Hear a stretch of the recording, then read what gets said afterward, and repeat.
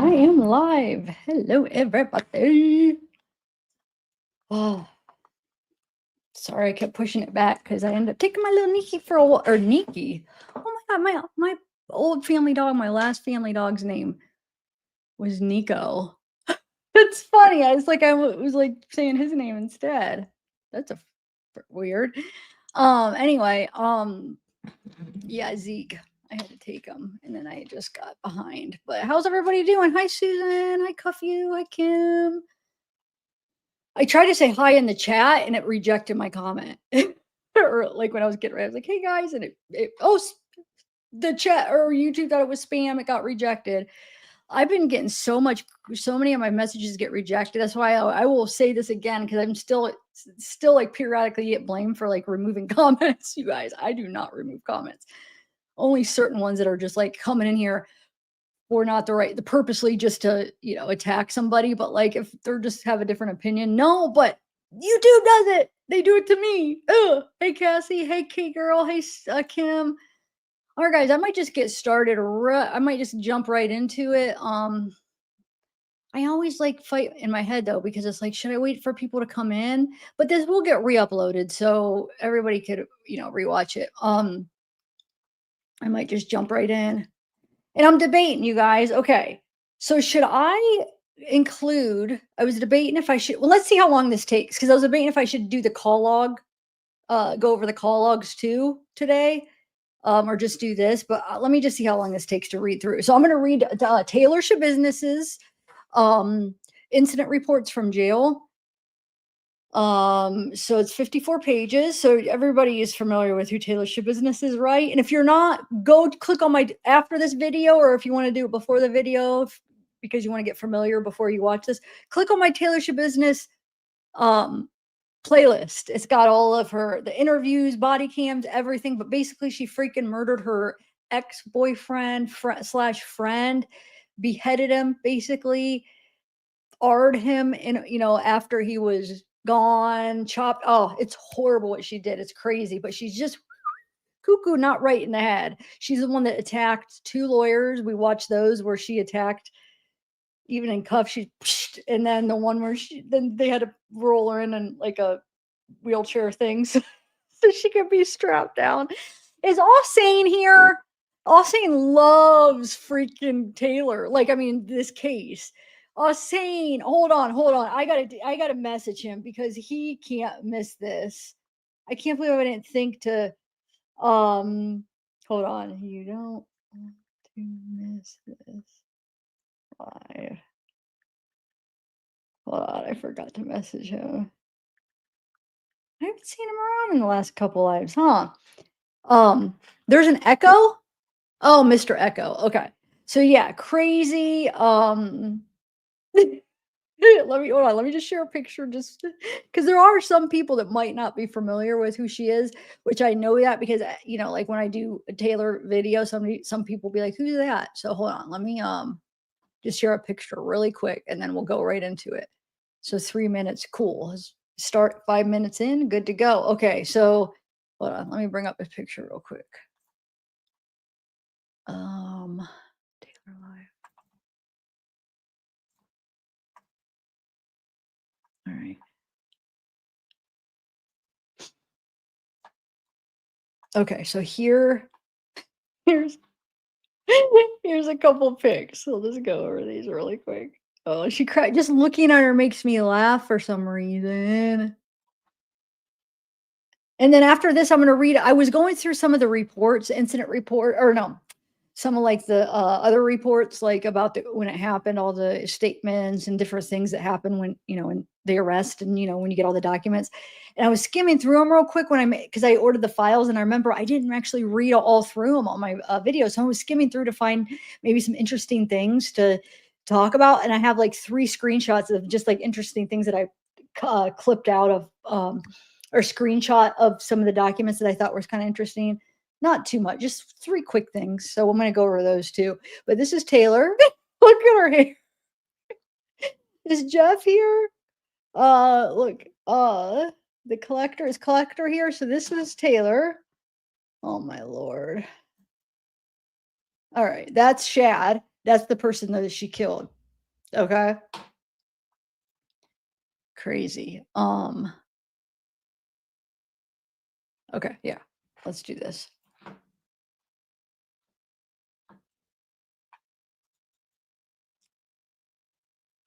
Hi, Elvin. Let me take a sip of the. Oh, Elvin, yes, you're here. You're really into this case too.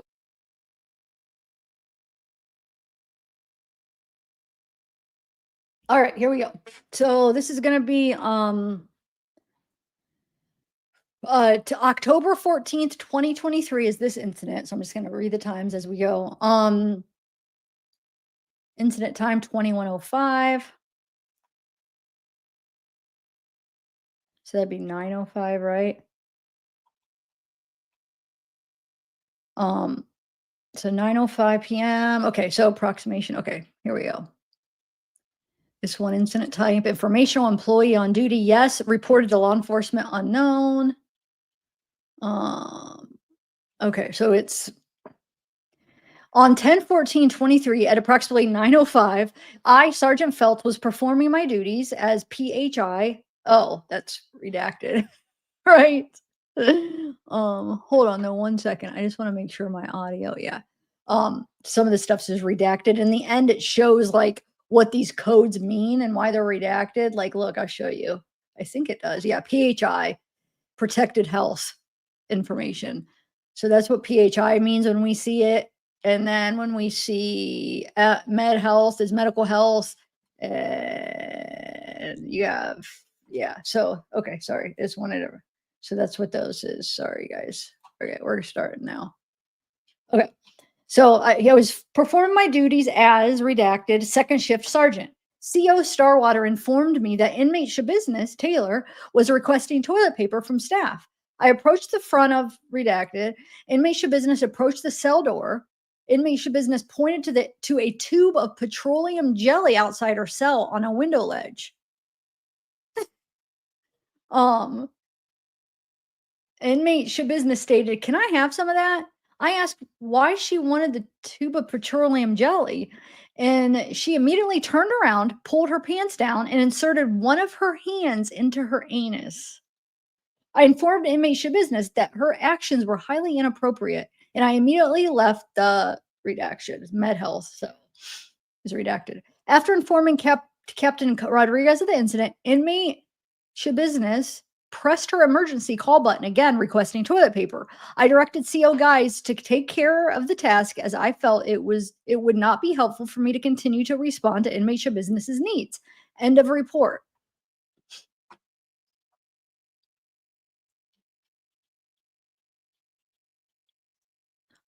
So the next one is this is probably still about this. Yeah, it's the same thing as talking about this. So it says, inmate Schabusiness requested toilet paper from Staff Sergeant Phelps, went to inmate Schabusiness's cell where she asked for some petroleum jelly that was outside of her cell window. Sergeant Phelps asked what she needed that for, and without warning, inmate Schabusiness turned around, pulled her pants down, and inserted her fist into her anus. Sergeant Phelps advised inmate Schabusiness that this was inappropriate and exited the cell area. Captain Rodriguez was notified. Conduct report will be issued forward to unit supervisors. Sorry, remember sometimes they repeat it because it's different witnesses' accounts of it. Okay, so then we have incident date 10/22 of 2023. Employee on duty, yes. Finalized. Okay, so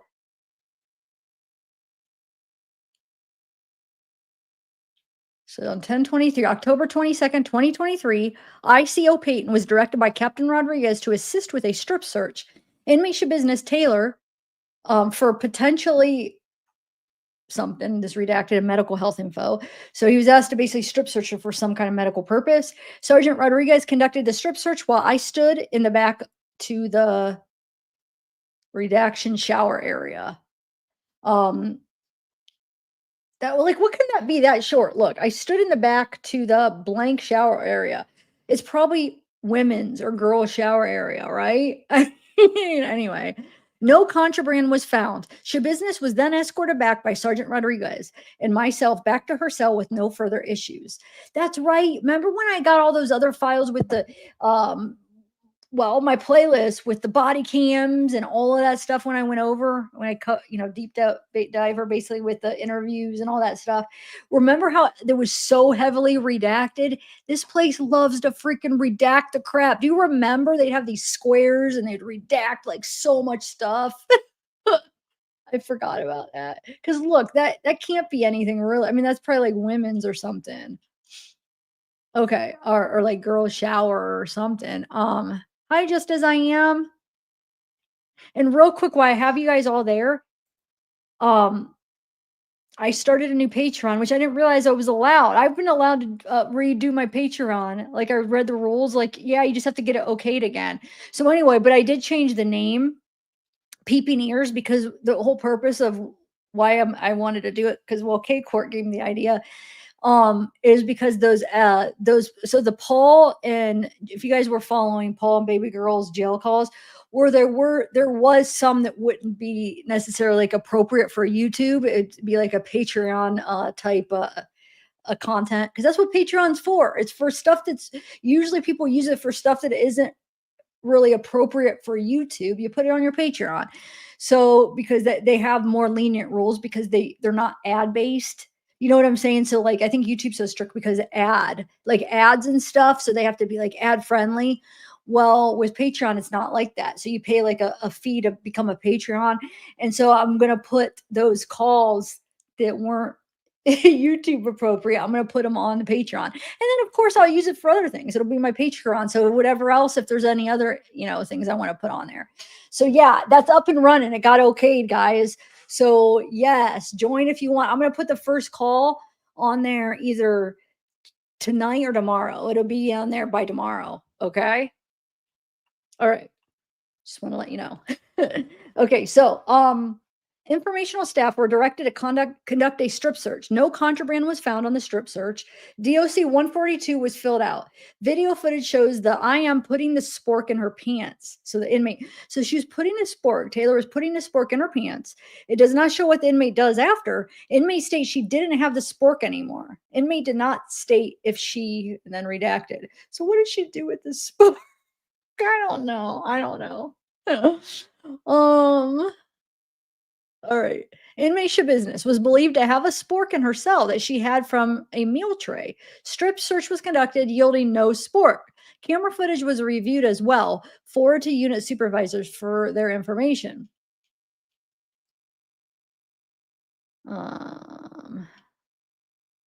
Now this is October 25th. So that was 22nd. What was the first one? The 19th? I don't know. So it's like all like within the same week, like days apart. So now we're on Wednesday, October 25th, 2023. Officer Gieslin was working my assign or I, Officer Gieslin, was working my assigned post as, and that they have that redacted. That was what, personal health information or whatever, private health information. But think about what that would be. He was assigned post as blank officer. Like that's how strict they are with this case for some reason. It's ridiculous. What is it, like some kind of officer? You have to redact that? It's crazy. Anyway, while conducting the 12:30 formal standing count round, I went to pipe the blank that inmate Schabusiness Taylor resides in. That would be her cell that's redacted. I went to pipe her jail cell, right? That she resides in. Upon my completion of piping her cell, Schabusiness then turned to face me, used both of her hands to grab the bottom of her shirt, and proceeded to lift her shirt all the way up to her face, exposing both of her breasts to me. At no time did Schabusiness have permission or a reason to expose her breasts. Sergeant Nothingham was notified. A conduct report was written. No further incident. So I have a note here, but I want to see if I want to read it now or hold on.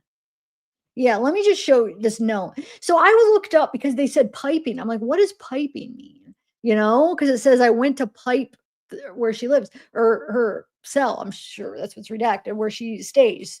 So I looked up, like in jail, what does the term piping mean? So this is what it says.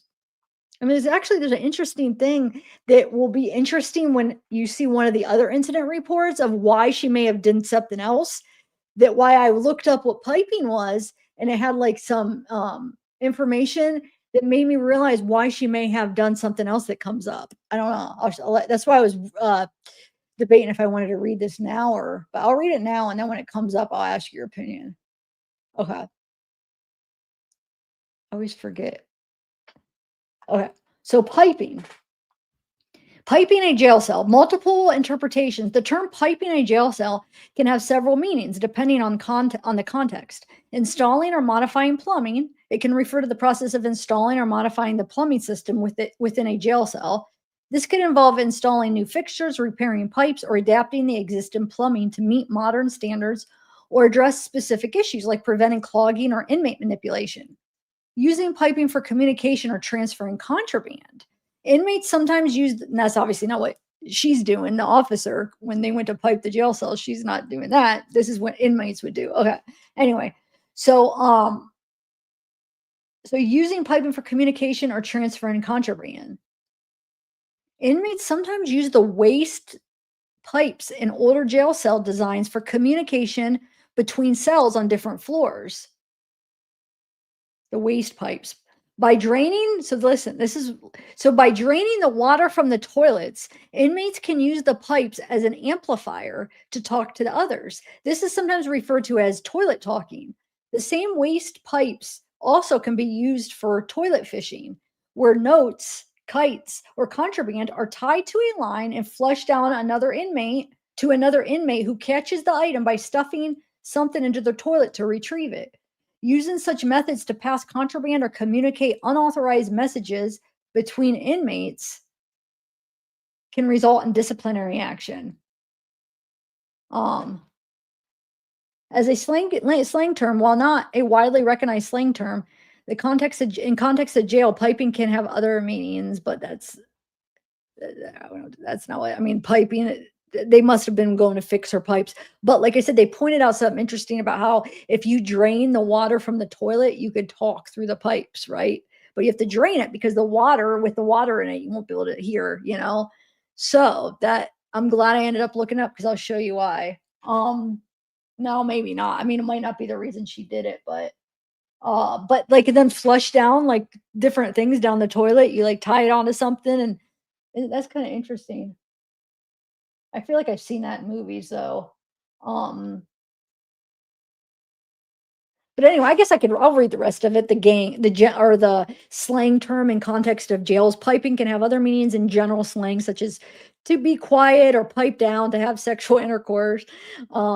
In the context of physical structure of the jail cell, piping most commonly refers to installation and maintenance of the plumbing system or unauthorized use of the system by inmate.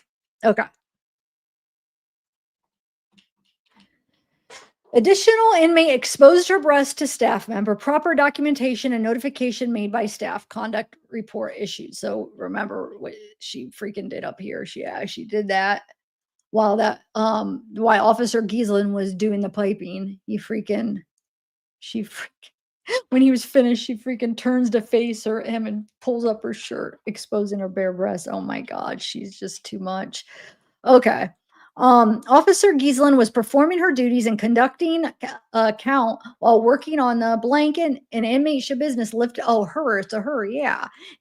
Sorry, I was saying him, but inmate lifted up her shirt, exposing her bare breast to Officer Giesland. Officer Giesland left the area. Inmate Schabusiness was issued a conduct report for her actions. Forward to redaction for their information. All right, so that was. Now we're on October 28th. CO Rays was working my assigned post. CO Rays was working my assigned post as third shift blank officer. At approximately 1:15 a.m., Hodges notified Sergeant Schuff that inmate Schabusiness was flooding blank, so flooding her toilet. Or flooding her cell or whatever, but it does explain it. Where is it at? Sturba, Dio, Dillard, and myself all responded to blank, which they responded to her cell. Lieutenant Calker was notified, and the decision was made to shut off the water to inmate Schabusiness's toilet. The water to inmate Schabusiness's faucet was kept on the function. Sorry. The water to inmate Schabusiness's faucet was kept on and functioning. Let it be known, at no time was inmate Schabusiness denied access to water, as her faucet was left functional. A water log was not completed due to the fact that inmate Schabusiness's faucet water was kept on and functional. So they just turned it off to the toilet.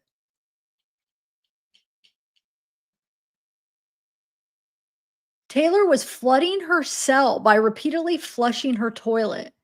I instructed staff to turn off the water to her toilet only. But now that I'm thinking about it, wait, my reasoning, I just thought of something. Let me finish reading this. So she kept flooding her toilet. So they said, turn it off. Schabusiness still had access to water from her sink and at no time was without access to water. Schabusiness did not give staff any reason as to why she was flooding her cell. SD Radke and Captain Tennyson were notified of the situation. Now I think I changed my mind. So originally I was thinking when I read that piping and how they take all the water out, I was thinking maybe she was trying to get all the water out of the toilet to communicate. But then that doesn't make sense because then they shut off the water. So that, I mean, now there wouldn't even be any water in. So her punishment is to turn it off. Is that really what she was trying to do? So maybe not. She's probably just crazy. Because I don't know how they, like when they say that inmates will do that, how do they do that? Originally, I was thinking they would flood it, get it all out, but I don't know what other way they'd get the water out of the toilet. I guess they could, I know, I guess they would probably just scoop it out. I don't know. So yeah, I don't think I was right about that. What do you guys think? What do you think her reasoning was to flooding it? Just to be crazy? Um, uh, Inmate Schabusiness was observed flooding her cell. Staff questioned inmate Schabusiness why she was flooding her cell and stated she had no reason. And she stated she had no reason. So they asked, like, why were you doing it? I have no reason. Staff shut off the water to only the cell toilet.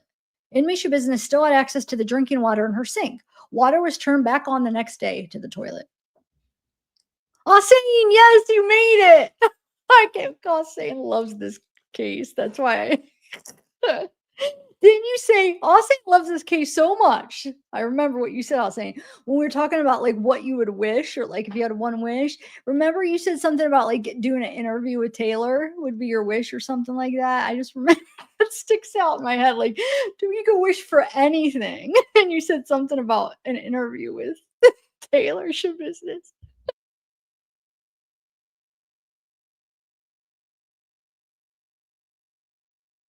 Oh my god, maybe to swim.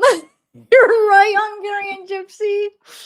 Oh my god. Okay. All right. Now we have during Sergeant security round, I, Sergeant Keener, during my regular scheduled shift while making rounds on whatever. I hate they are redacting the stupidest things. So making rounds on sure the floor, the level, whatever, the cells. Um, he visually or she visually saw colored in red on inmate Schabusiness outside north wall the number 500 with eyeball shapes colored in the zeros. Okay, so she has the number 500 and then with the zeros she had eyeball shapes with eyeball shapes colored in the zeros. The red crayon colored number 500 was approximately 3 feet by 2 feet. That's pretty big. Sergeant Keener asked inmate Schabusiness when she had drawn on her wall, and she stated a few days ago. Sergeant Keener asked why she had drawn on her wall, and Miss Schabusiness has stated it represented her family. I, Sergeant Keener, explained to inmate Schabusiness she is not allowed to draw on walls with her crayon and asked her to wash the crayon from the cell wall. Schabusiness became upset. This represents the only family I have left. That's what she says. Other inmates on blank started speaking at the same time, stating how all cells have areas in them to hang pictures and papers. I, Sergeant Keener, asked inmate Schabusiness to hand out her crayon Hand out her crayon until these concerns can be discussed with blank. Schabusiness handed out her red crayon without incident. It sounds like, wait a minute, does this sound like the other inmates were kind of sticking up for her?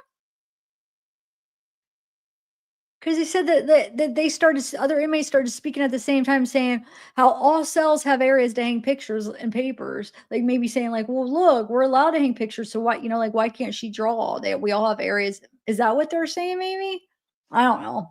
Maybe I'm taking it the opposite, and they're saying that she should have colored inside. I don't know, somewhere else. Because I'm trying to picture drawing on her. It's on her wall, but it says visually colored in the crayon outside north wall. Outside north wall. Oh, anyway. Oh, her family. That represents her family. The only family she has. The number 500 with the eyeball shapes. Huh. Anyway. Inmate Business drew on her cell wall with crayon. Sergeant Keener asked Inmate Business why she drew on her wall with crayon, and she stated it represented her family. Inmate Business was directed to clean the wall and hand out the crayons, which she did. Forward to unit supervisors for their information. On 12/3/23 at approximately 5 p.m., I, Sergeant Phelps, was performing my duties as second shift sergeant. While making rounds on Wing 1, Inmate Business stated to me that she, blank, when I asked her why she did that, she stated, "You guys keep giving me trays with meat on them, and I'm a vegan." I asked her if she had put in a request to receive vegan trays. She stated, "No, I notified the supervisors of the incident." Inmate Business, and then there's like a couple sentences redacted, and then it says Lieutenant Miller and I spoke to Inmate Business and agreed that next time she will try to communicate her needs better with staff rather than resorting to blank inmate. Shabi- I don't know. Inmate Business also stated that she had blank. End of report. So I wonder what she did though. It says they asked where while they were making rounds, Inmate Business stated to me that she something. What do you think it is? It's not that long right here. Because then it says, when I asked her why she did that, she stated, "You guys keep giving me trays with meat on them, and I'm a vegan." So I wonder what she did. I don't know. Something she told them she did. All right. Shabusiness reported that she blank. Shabusiness was escorted from her room blank. Shabusiness indicated now and bunch redacted. Shabusiness acknowledged that she needs to make better decisions and some redactions. And it says security staff completed a cell search to discover where blank came from. No blanks were recovered. It is believed that the blank the PIOC was given, however, were unable to locate the exact source of blank. I don't know. It sucks because sometimes you can't make out what it says because all the redactions. Sergeant Phelps did a round on the blank wing. When I wing or blank wing 1, when he was stopped by Inmate Business, Inmate Business stated that she had blank because staff did not give her vegan tray. Oh, see, there's a lot of repeating, so different accounts. So yeah, she's telling him something because staff did not give her a vegan tray. Inmate Business informed Sergeant Phelps that she did not blank. Staff were asked about blank and stated they believe it came from the mail. All right.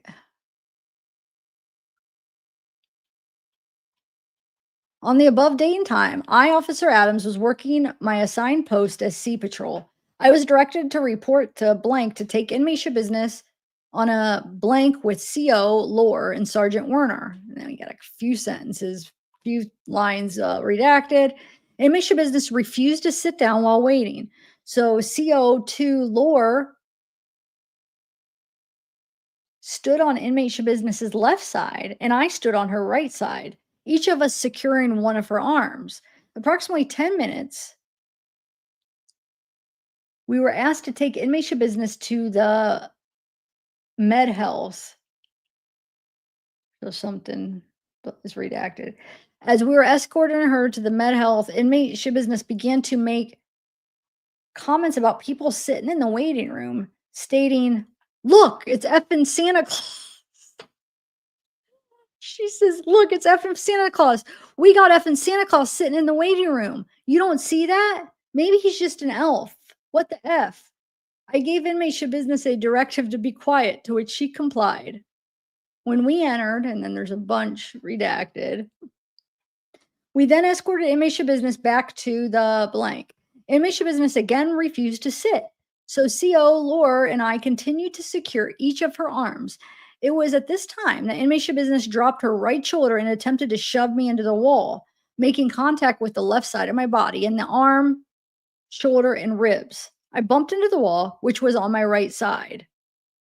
Before extending my right foot back to steady myself, I immediately gave her a directive to stop, which was ignored. Inmate Schabusiness then attempted to strike me with her elbow twice, aiming for my face but missed and striking me again on my left arm and shoulder. I gave inmate Schabusiness multiple directives to stop, all of which were ignored. It was at this time that Sergeant Warner activated the bandit that was attached to inmate Schabusiness's right calf to gain compliance. CO Lore and I assisted inmate Schabusiness to sitting position on the floor, continuing to secure both of her arms. When inmate Schabusiness was seated, she attempted to kick Sergeant Warner's leg but missed, also attempting to move her arms and shoulders to break away from CO Lore and I. CO Lore and I gave inmate Schabusiness several directives to stop, all of which were ignored.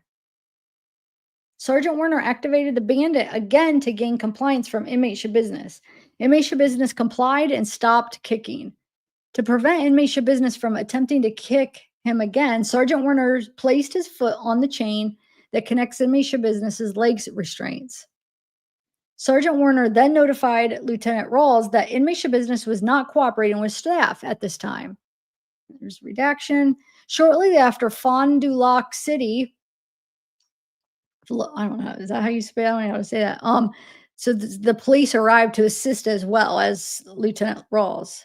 There's some redactions. This is Lieutenant Rawls informed inmate Schabusiness that she would be returning to the institution immediately. CO Lore and I escorted inmate Schabusiness out of the med health info, where she was placed in a state vehicle and transported by Lieutenant Rawls, Sergeant Warner, and CO Lore back to Takeda. I followed in another state van that had been used by Lieutenant Rawls to get to blank. Upon arrival to Takeda, I went to control to pick up my Sea Patrol equipment. I then was directed by Lieutenant Rawls to report to the property room in RHU and wait for debriefing while other staff members assisted with inmate Schabusiness in the intake area of RHU. Should be noted that at no time was inmate Schabusiness given permission to hit or shove me. I did not need further medical attention, and a DOC was completed.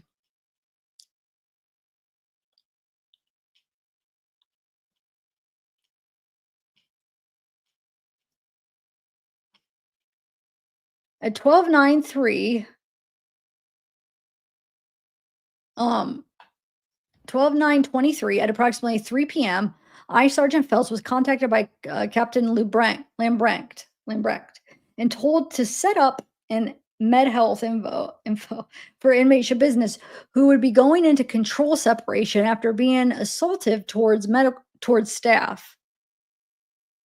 Upon arriving at RHU intake via state van, I verbalized my steps and intentions towards inmate Schabusiness before I escorted her into RHU. Upon entering RHU intake, inmate Schabusiness was placed in intake cell and a strip search was performed by CO Lore with Sergeant Rodriguez as the L. Before the strip search, Sergeant Warner removed the bandit from inmate Schabusiness's right calf muscle. After the strip search was performed, inmate Schabusiness was placed in a paper gown and escorted to RHU. Inmate Schabusiness was escorted to blank by CO Lore and Sergeant Rodriguez. The door was secured at 3:15. End of report.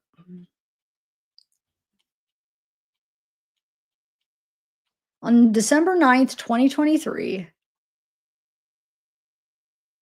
I, Officer Hodges, was working as patrol. At approximately 1440, I was instructed by the shift captain Lembrecht to video record inmate Schabusiness returning back from an ER trip with Lieutenant Rawls. And a bunch of other ones. I'm not going to read all their names, but she's got a bunch. Look, she's got Lieutenant Rawls, Sergeant Warner, Laura, Brittany, Feltz, Rodriguez, Maria, like 8, 9 people. God, wait a minute. That's a lot of people. Wow. Brittany took care of handling the restraints and assisting inmate Schabusiness. Taylor, inmate Schabusiness into the RHU intake cell. Sergeant Warner was gathering the restraints for the ER trip bag. CO Shoop stood by RHU at intake waiting to assist. Sergeant Rodriguez and CO Laura Brittany completed the strip search and gave inmate Schabusiness a paper gown to put on. Brittany escorted inmate Schabusiness. Okay.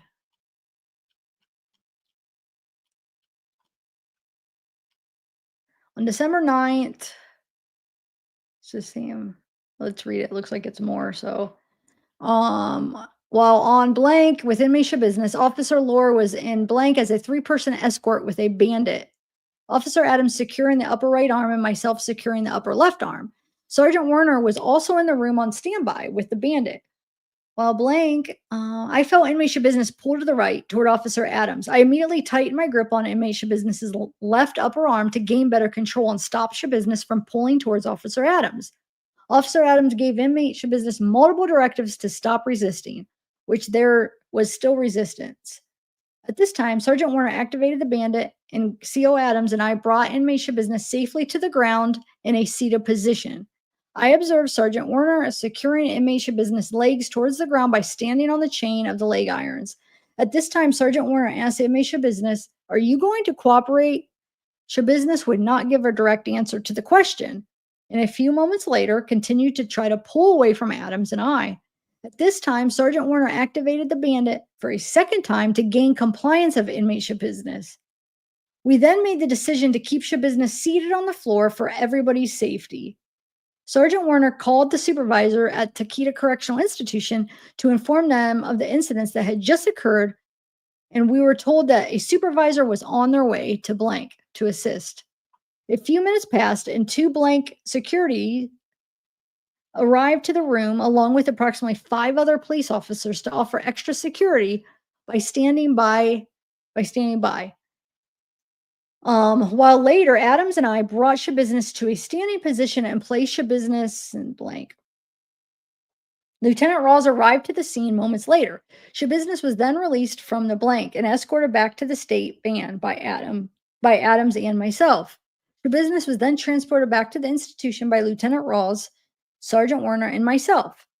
When we arrived to the institution, we transported Schabusiness back to the restricted housing unit, where Schabusiness was escorted from the van by Sergeant M. Rodriguez and Sergeant Feltz to the intake area and tethered to an intake cell.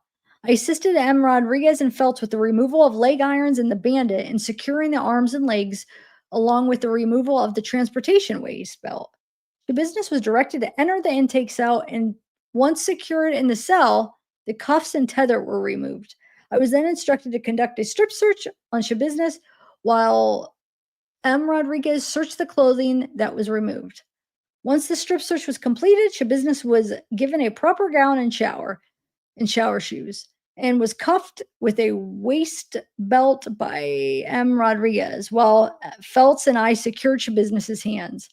Schabusiness was escorted out by the intake cell by Rodriguez and myself, where we assisted Schabusiness to a kneeling position in order for Feltz to place leg irons on Rodriguez. Rodriguez and I then assisted Schabusiness back to a standing position and continued to escort her to blank.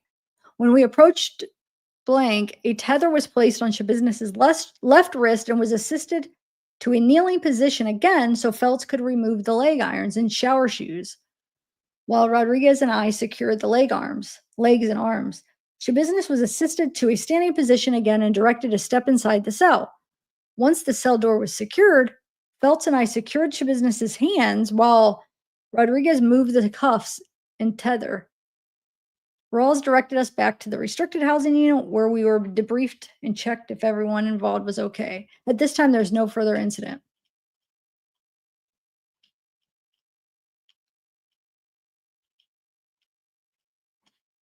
Let me take a sip of this.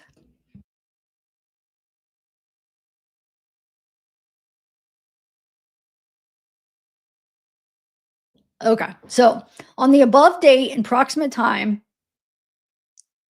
wait, let me see if this is, hold on a second.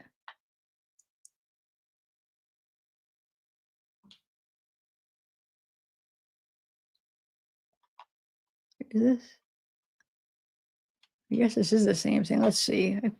It's like I don't want to skip some because sometimes they do add extra details, but let's see. On the above date and time, Lieutenant Rawls was called by Sergeant Warner and informed inmate Schabusiness was being combative on her off ground with staff. It should be noted, inmate Schabusiness was off grounds at a local blank for a blank. Inmate Schabusiness is currently on a security precaution of 3 staff escort with the use of a bandit. So they have a 3 staff escort. Sergeant Werner informed me that inmate Schabusiness attempted to assault staff by striking them, and he activated the bandit to stop inmate Schabusiness's actions. Wait, what's a bandit? Hold on, let me look up a bandit. Let me see. Bandit? I want to just see what it is. Restraint. It's a prisoner restraint system. It applies pulse wave technology, high voltage volts, and low amperage to the subject at specific frequencies, which interferes with the nervous system, causing muscle immobilization. Our circuitry is proven safe as medical studies have been conducted at major universities. So, well, they're going to shock her if she well, did they do it? Because it sounds like, I mean, she's doing what you would need to stop doing. Like, isn't that what it's for? Yeah, look. Oh my God. My whole thing went over. Hold on. Look. It's bandit. So they put it like on your leg or arm, and forget where it said, where they took it off. I forget if it said a hand or leg or arm, but they have it. And then it shocks them. Oh my God. And she's still acting up. Schabusiness. You are something else. Is she not? Why does I keep doing that? Hold on. I'm trying to. There we go. Okay.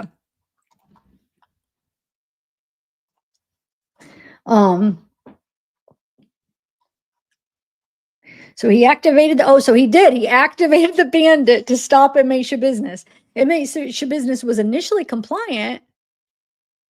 Oh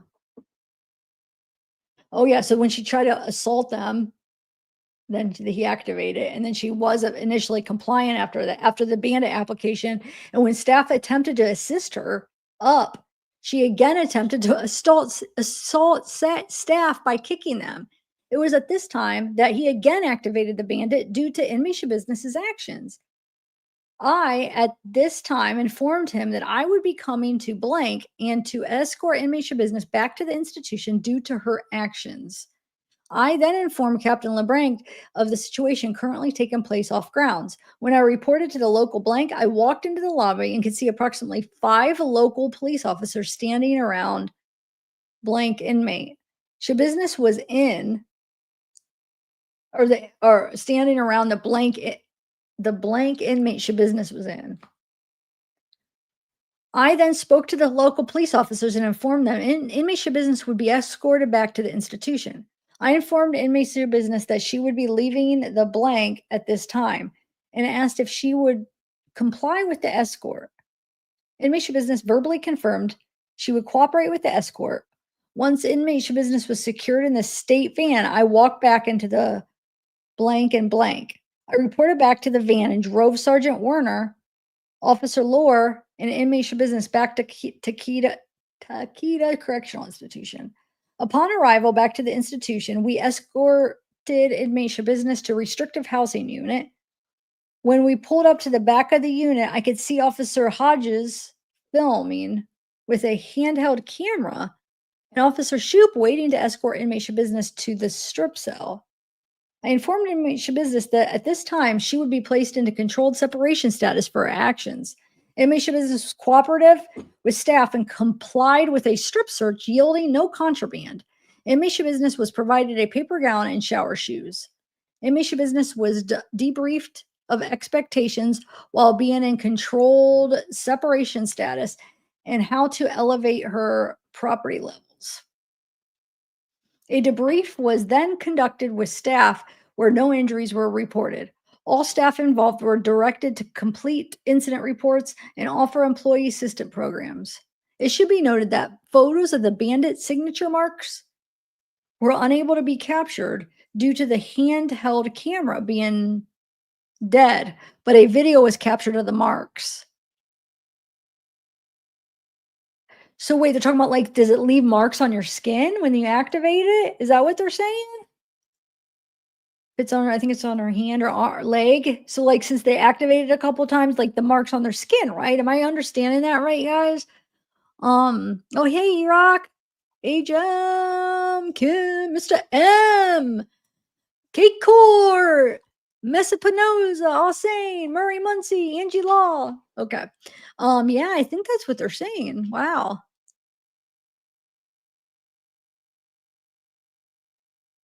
Coburger be asking for that. Yeah, right. Yeah, Alsane. Okay. Health service was offered and accepted by inmate Schabusiness. Officer Adams, who was shoved into a wall during the off-grounds trip, was provided a injury packet that she completed. All paperwork completed by Sergeant Werner for the bandit activation. ADO Captain Tennyson was notified of the incident. DAI on call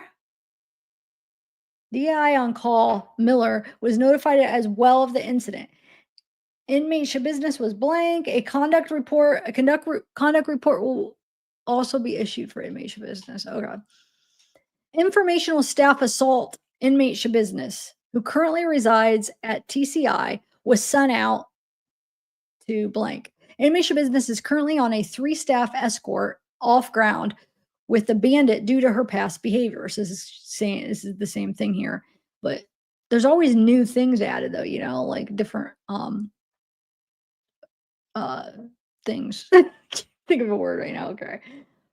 Sergeant Werner was assigned as the bandit operator with CO Lore, Brittany, and CO Adams. Inmate Schabusiness was escorted to blank, and while she was there, she began to resist staff and attempted to elbow CO Adams. Inmate Schabusiness then pushed CO Adams into the wall.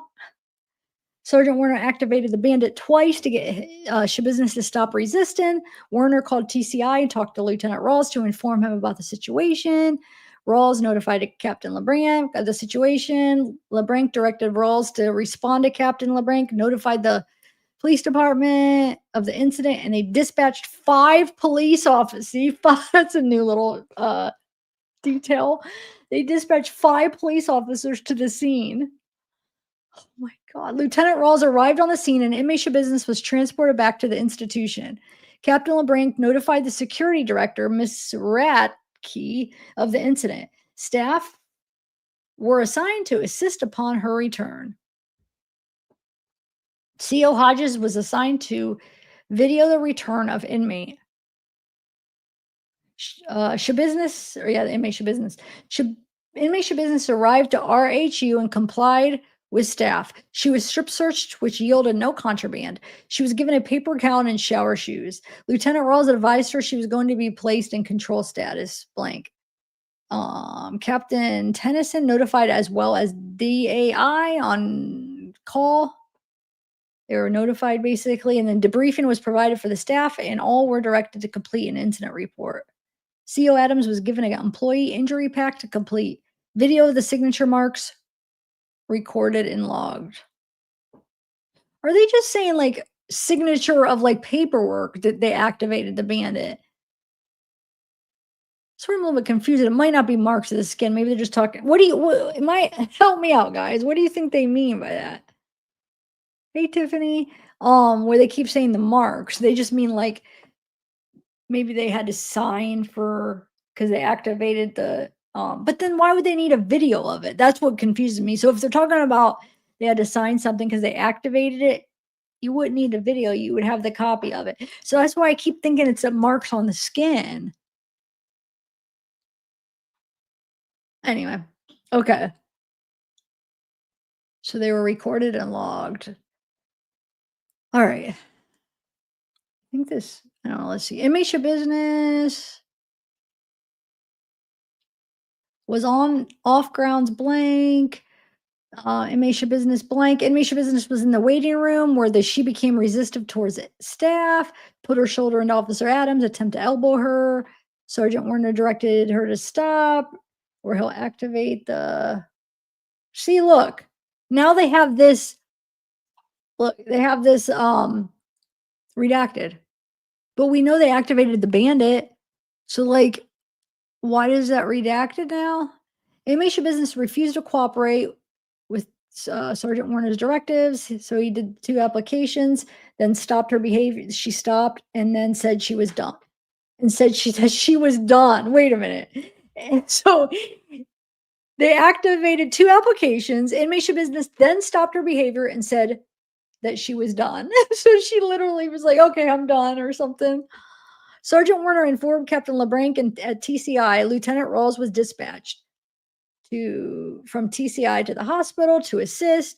Captain notified the police department, 5 dispatched. She was secured in her room until Lieutenant Rawls arrived. She was transported back to the prison and placed into control separation. She was offered and accepted something. Business was offered and accepted.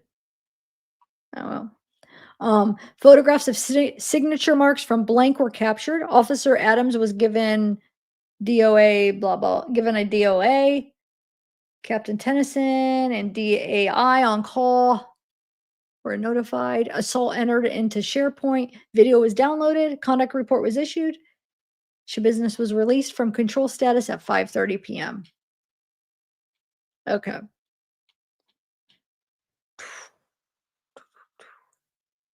Is this going to be the same thing? Come on. How many? I think it is. Let me see. On December 9th at 3 p.m.,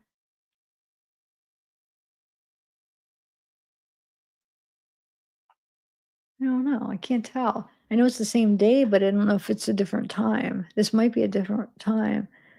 I, Sergeant Rodriguez, was working my post at RHU. Sergeant, when I was notified by Captain that a blank trip would be returning to blank through RHU intake. Yeah, it's just a different person writing about it. Upon the state van arrival with inmate business, Taylor. But that's the thing. I don't want to ever skip them because a lot of times they have like a new account. You know what I'm saying? It's what they went through. So there could be extra little details of different things. I sound so silly. Anyway, so it's upon the state van arrival with inmate business Taylor, both Sergeant Feltz and I escort inmate business into RHU intake cell to conduct a strip search. Schabusiness is tethered to the door and assisted to a kneeling position. Leg restraints were removed. And Sergeant Feltz was removed by Sergeant Feltz as CO Lore and I have her arms secured. She is then assisted to a standing position. I remove the waist belt and secure the door. I remove the handcuffs and tether off the inmate. And the CO Lore conducts a strip search and no contraband was found. She was given a paper gown to wear. CO Lore tethers inmate business and applies handcuffs. Doors opened and she's assisted to a kneeling position by CO Lore and I. Sergeant Feltz applies the leg restraints. She is then assisted to a standing position and is escorted by CO Lore, left side, and I, right side, to blank. She is then tethered to the door, assisted to a kneeling position, and leg restraints were removed. The instruct staff to remove shower shoes. She's then assisted to a standing position where the waist belt is removed. Cell door is secured, and I remove the handcuffs and tether. Trap door is secured. No further incident occurred. I assume they're bringing her back. So this was a different little part. So no injuries were reported. Okay. Well, that's good. No injuries. Let's see. It's 12/9, 3 p.m. So let's see if anything else happened at that time when they were putting her back in her cell. Officer Shoup was working my assigned post when I was notified of a trip coming back. I'm going to skip some of this. Schabusiness was assisted to kneeling, facing the door. Phelps removed the leg restraints. They secured her arms. Schabusiness was assisted to a standing position. They removed everything, all the whole process of removing this, doing that, secure this, whatever. um, I was directed to retrieve a camera from blank. When I arrived back, CO Lore conducted a strip research with no contraband found. Schabusiness was given a paper gown. However, it was ripped, so Sergeant Rodriguez retrieved a new one to swap out with the ripped one. When properly dressed, Phelps secured the leg wrist. Sergeant Rodriguez secured the right wrist, and CO Laura applied the tether and handcuffs. The cell door was open, applied the leg restraint. She was escorted to the CO, blah, blah, blah. She was escorted. Blah, blah, okay, they got her into the room with no injuries. Okay, good job. If I have to, they better not repeat it again. We know all about it now, guys. I, Sergeant Warner, was informed by Captain McLean I would be going on a trip to blank with inmate business. This was a 3-person trip. Is this the same? Let me see. I was the electronic control officer of the Bandit on inmate business. Taylor blank trip was also on blank trip was CO Lauren Adams. Redaction. She then sat down. They went out. Went out of nowhere. Inmate business lowered her right shoulder, thrusted her body, pushed into the wall. This is okay. She ignored all the directives. Okay, this is. Then when she was, she swung her arm. Okay, she then tried to swing her right arm and elbow. Schabusiness started to thrash her body from side to side.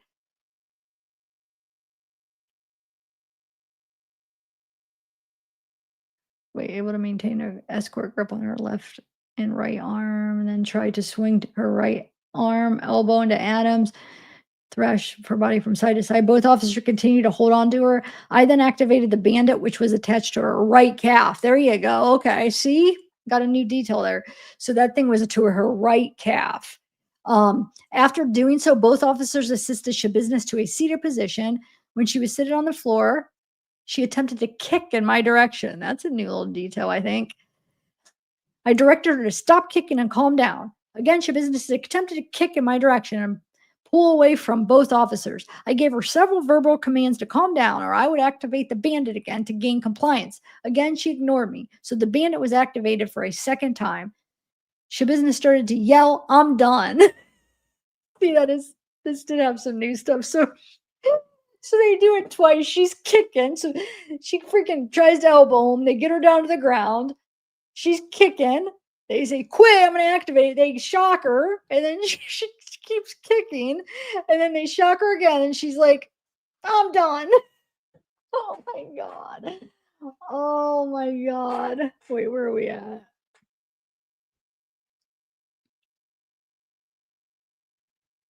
Sorry, I'm trying to find where we were left off. Okay, so she yelled, "I'm done. I'm done. Turn it off." Oh, so she's like, "I'm done. I'm done. Turn it off." I helped secure Schabusiness's leg by securing the chain to her leg restraints under my boot. I used the state cell phone to call Lieutenant Rawls and inform him that Schabusiness became assaultive towards staff and was not cooperating with staff. Shortly after, the police arrived to assist as well. Lieutenant informed inmate that Schabusiness that she would be returning to the institution immediately. CO Laura and I escorted her back, where she was placed in a state vehicle, transported by Lieutenant back to the prison. Then she was strip searched. Okay. Wait, what did it say? Placed in control statutes. Okay. Finally, a different day. So now we're on a whole different year. So you're saying from 12/9/23 to 6/14, there was no incident reports in between? Because that's like 6 months you didn't get in trouble. I have trouble believing that. Unless if there's certain things that, they didn't want to release because like certain things don't fall under like public, you know what I'm saying? Certain incident reports maybe can't be. I don't know, but that's hard to believe her acting like that and then goes 6 months without an incident report.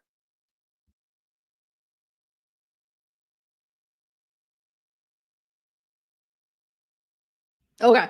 On 6/14/24, I, Sergeant Notham, was working my post as a 131 sergeant. At approximately 1:45, I was informed by CO Umentum that Schabusiness slipped out of the tether on blank while in day space at the table. Let it be known that Schabusiness still had a group's restraint belt on at the time. When we arrived to Wing 1, Schabusiness had the tether back on and was standing by the table. We exited the wing to get a pair of gloves. We returned to blank and put Schabusiness back in cell 100 with no incident. She will be put on a restriction today for handcuff helpers.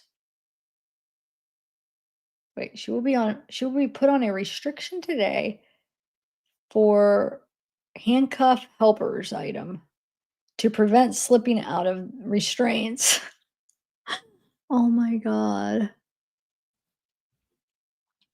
Wow. Proper documentation. Inmate Schabusiness was in a group restraint on blank and tethered to the table. Inmate Schabusiness was able to remove the tether from her wrist, but still being in handcuffs. The handcuff tether was replaced on her wrist. When questioned, inmate stated that she was working out. You guys, I'm thinking back to those videos, the where she's in the room at the police station, and she's like exercising, she's working out, and oh my god, she needs a bigger room. There's just not enough room for her to do her walking, and I forget what was the exact word she says. This room's too needs to be bigger or something. And remember, she was doing like push-ups, sit-ups, working. So yeah, if you guys have not watched those videos, I swear you will not be disappointed. We were losing it. She is so hilarious. I mean, I know she's evil in what she did, but she could still be funny at times. Now, what she did wasn't funny, but way she was acting, like she was working out. What was the girl's name? Jessica or something? I was saying.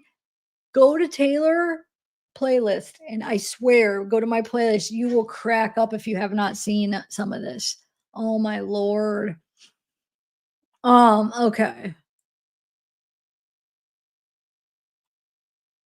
What happened?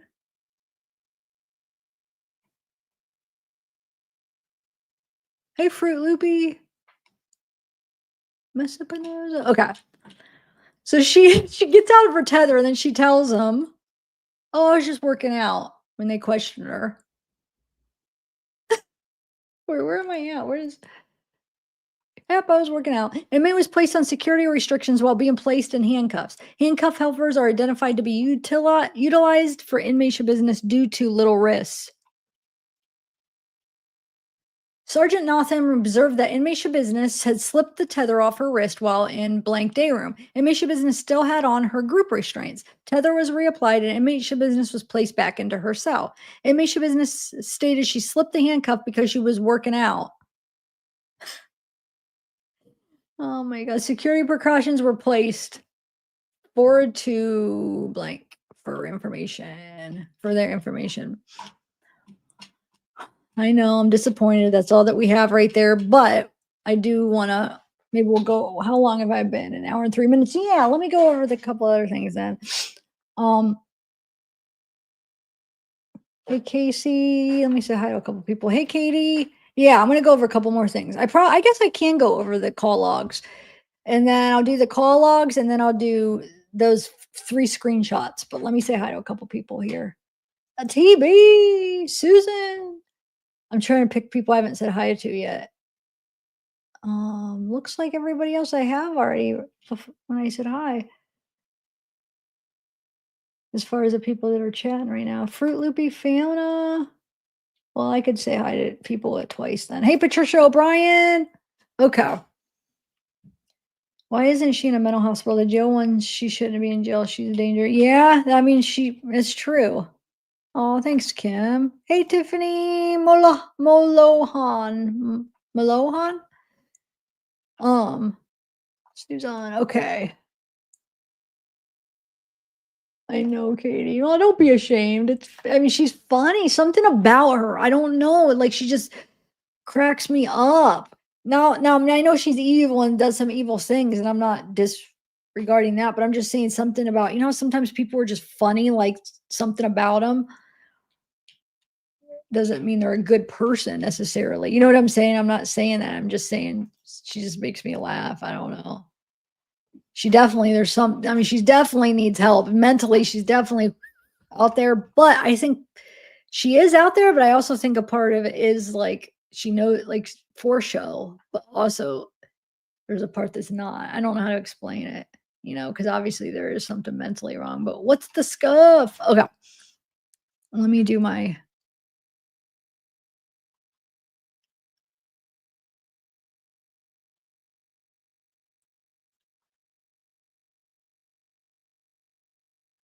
Yeah, right. My God. Oh lordy, weird and it's funny. Yeah, for sure, Ajum. Okay. Um. Oh, remember when we were talking about that, what was it, like, spit mask or whatever it was? Did I ever get the picture to show you guys of it? This picture just makes me laugh.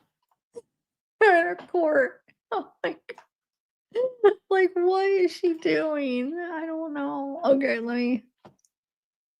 All right, so there's 3 screenshots from some of the, documents from the case I wanted to read. Okay, that I just picked out that I thought would be kinda interesting to share. So let's just, no, not in any particular order. So it says on 2/7/2023. Now let's remember though, hold on real quick. I want to remind you guys of the dates of when this stuff happened. Okay, hold on. Okay. So Taylor incident. Okay. So the murder was February 23rd, 2022. Okay. Um, and that'll be actually important when I go through the call logs to show you the dates. Um, but I guess for this, that's all you need to know because obviously this has all happened. These documents are all from after the murder that I'm showing you right now. Okay. So on 2/7/2023, I had contact with Judith Tilk. After Tilk had originally reached out to the Brown County DA's office stating she had information in relation to Taylor D. Schabusiness. Tilk informed me that she used to be a correctional officer at the Brown County Jail and was the pod officer of the pod that Schabusiness was housed in. Now, remember, she was in and out of jail like really recent leading up to the murder. She was actually on probation and she was in it. You'll see like these call logs, which I just realized recently. These call logs were not only from after the murder, they were from like but her when she was in jail before the murder. It's crazy. So she was, and then she got out on probation. Okay. So that's what she's talking about. So she said that she was the pod officer of the pod that Schabusiness was housed in. Tilk stated that she had worked at the jail from about January to October of 2022. But I guess that would have been after the murder because the murder was, what did I say again? February 23rd, 2022. Okay. Okay, where am I? Tilk recalled that one day, Tilk recalled one day that Schabusiness had been drawing what Tilk said was the crime scene on the wall of Schabusiness's cell. Tilk told me that she had a conversation with Schabusiness in which Schabusiness confided in her that was interested. Wait. Schabusiness confided in her that Schabusiness was interested in murder and had thoughts about killing someone for a couple years. Tilk also provided me with her opinion that Schabusiness was competent as Schabusiness knew how the jail procedures worked as she tried to be able to attend her brother's funeral. Tilk stated that she decided to come forward with this information after seeing a story in the media concerning Schabusiness's competency. See, when I originally read this, I was thinking this was she said this before the murder, when she was in jail before it, but now no, because it's saying, okay, wait, she worked in the jail from January to October. Now, but though, hold on a second, I want to see something. Give me 1 second. Hold on.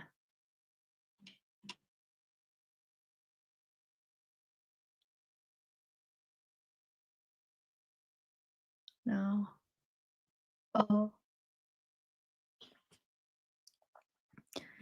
hold on. Yeah. But she was in jail in January 2022. And then she got out on probation and then did the murder. She was, because the call logs from jail, she was in jail in January. I have there's calls intake and calls from like a few days in January. That doesn't mean that I don't know how long she was in there, but that's for the call wise. So what do you help me, guys? Do you guys think that that means? Hold on, let me show you again. Do you think that they're saying that that was after? But it does say that what the crime Tilk said was the crime scene. No, I guess it was the crime scene. Okay, never mind. It would have had to been after the murder, I'm sure. That's crazy though, because when I screenshot it, I thought my timeline was all mixed up. I was thinking it was before the murder. She was in jail talking about wanting to kill people, and then she gets out and does it. But no, I missed this part where it said she had been drawing the crime scene. I read it the first time as a crime scene, but okay, on the wall, and told me that she was interested in murder and had thought about killing someone for a couple years. As competent as Schabusiness knew how the jail procedures worked. So she was saying it because they were saying about like her competency, and they're trying to, her defense was like more like insanity type thing. Obviously, she wasn't denying she did it. So like this person's like, wait, no, she's competent, like basically saying, yeah. Okay. So this one on 3/10/22, I had contact with Jessup Diedrich. Blank information had been received from Diedrich's probation officer that Diedrich had some type of encounter with Taylor. I was able to make phone contact with Diedrich. Diedrich stated that he has hung out with Blank and Taylor in the past. I did ask Diedrich if he had an encounter with Taylor recently.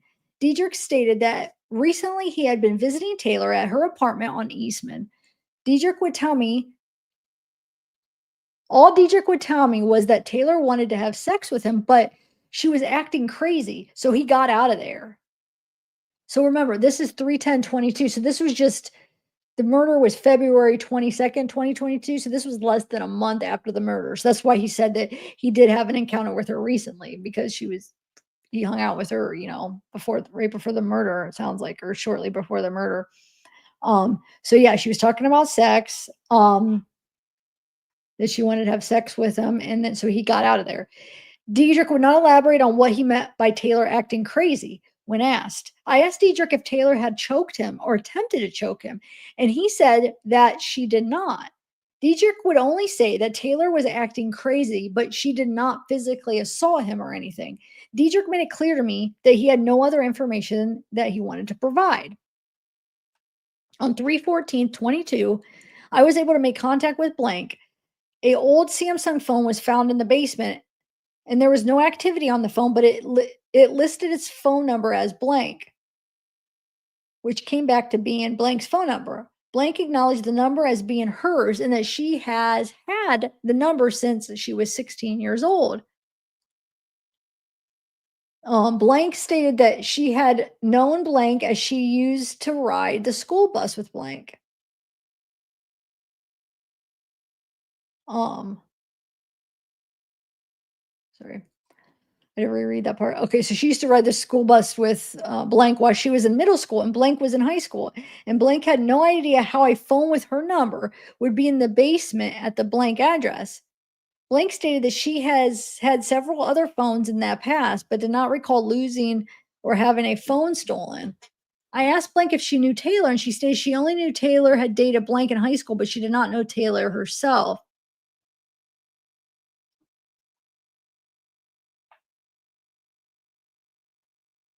I'm trying to think. I think I just screenshot this because that first paragraph I thought was interesting. about how she said, wait, I don't know. Let's read this one. Maybe I screenshot the wrong one.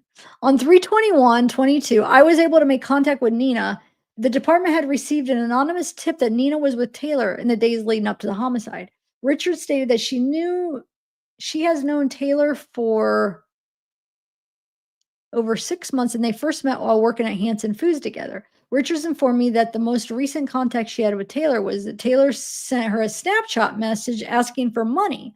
Richards stated that she did not give Taylor money as she figured that Taylor would use the money to buy drugs. The last time Richards had physical contact with Taylor was sometime in the end of last year. I asked Richard if she recalled Taylor talking about anything strange or sexual in a way. Oh, this is why this comment right here, this is why I screenshot it.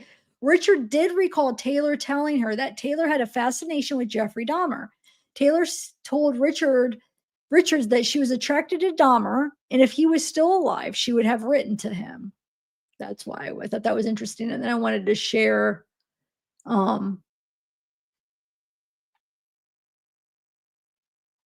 the last year, so that would have been the end of last year, which would have been because this is just March. The murder was February, so she's just talking about a few months ago, basically. Then Taylor said that, right? So she said the last time she had physical contact was the end of last year. I asked Richard if she recalled Taylor talking about anything strange or in a sexual way, and she recalled Taylor telling her that Taylor had a fascination with Jeffrey and told Richards that she was attracted to him, and if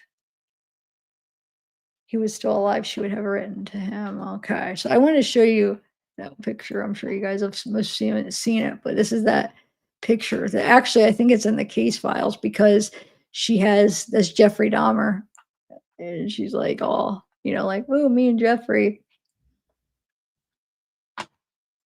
Okay, and then I have one more screenshot.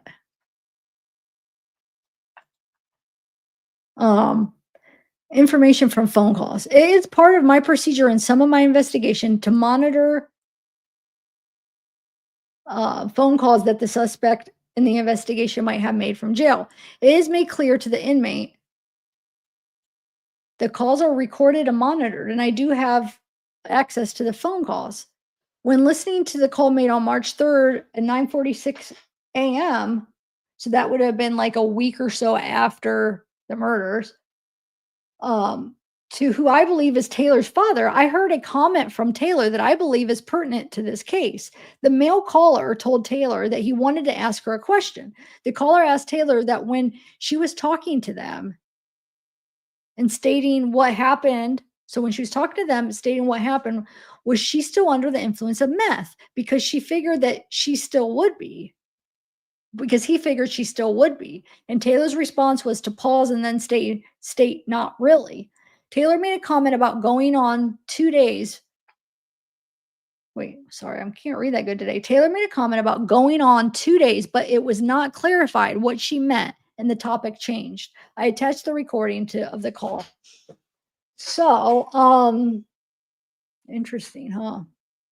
I don't know. I just thought it was kind of interesting because, her dad. So is she talking to her dad about the murder? Because is he asking her, "Oh, were you under the influence?" Um,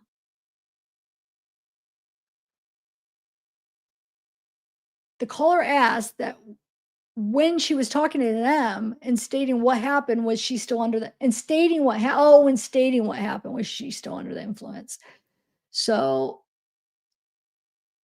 probably to see like if you were, then they can't really use it. I don't know. But she said not really. So all right. So let me bring up the call log. So the call log, like I said, they don't give you names, right? And since this was, 3 years ago, I did my best. You look up they give you the phone numbers and you could look up the numbers, but then sometimes you get multiple people who it could be. And then sometimes like it might not even be that person because it could be somebody else had it at the time or a new person has it. You know what I'm saying? So it's kind of hard. I did the best I could, but there's some people it's like it could be this person, this person, this person. Now there are a few people that it's for sure them, like her dad, Scott Tomes, her roommate. She calls him. So there are some that we know, like, okay, that makes sense. That's who that is. But so like I said, I might throw out some people, but this is just allegedly on some of these because all I got is their number. They don't give names. Okay, hold on.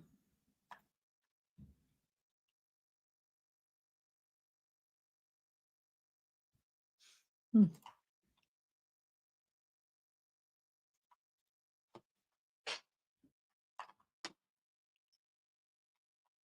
I made like a sheet out of it. Hold on.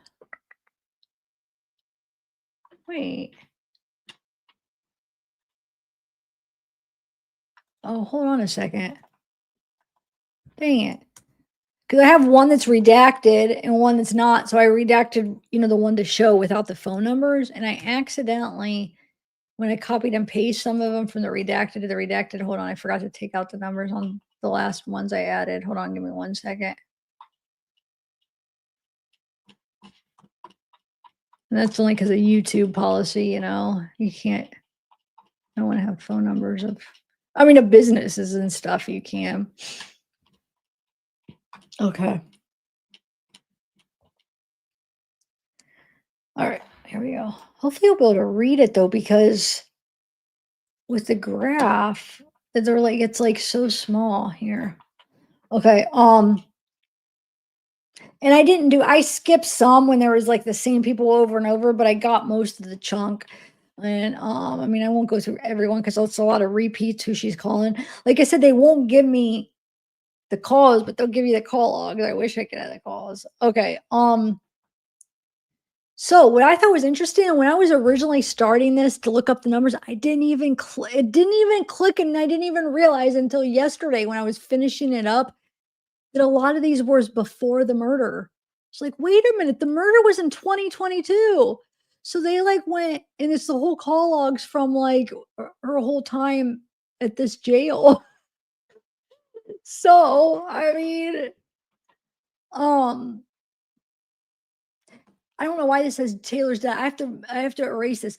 How weird. Originally, like when I first started this, like a month or so ago, I put like I couldn't figure out who's Jeffrey Kano. Is that the one? Because there's three names. So I put in Jeffrey and then Taylor, and it kept coming up AI. Jeffrey's Taylor's dad, which I knew it wasn't her dad. Her dad's Arturo. So I'm like, why is it saying that? Is that like his um alias or something? So I just put it in there, but now when I type it in and do it, it doesn't say that. But I did it multiple times and it kept doing it. And like I said, I knew it wasn't his dad's name. So I don't know. I'm erasing that because it's obviously not her dad. Um, but it said that for some reason, the AI. So I don't know. The first one that has um 622, June 22nd, and they go by seconds. I should have just converted it into minutes. But she calls so there is a Jeffrey that's a public defender, and then the other three that it's listed, it could be either of those three, or it could be not any of those three, because numbers could come up under different people or at that time. But there is a Jeffrey that is a public defender, so I don't know if that's who it is. Um, I want to do it. Can I get my calculator ready? Hold on 1 second, guys. Where's my calculator? So I could just do it really quick if I need to convert. Um, oh,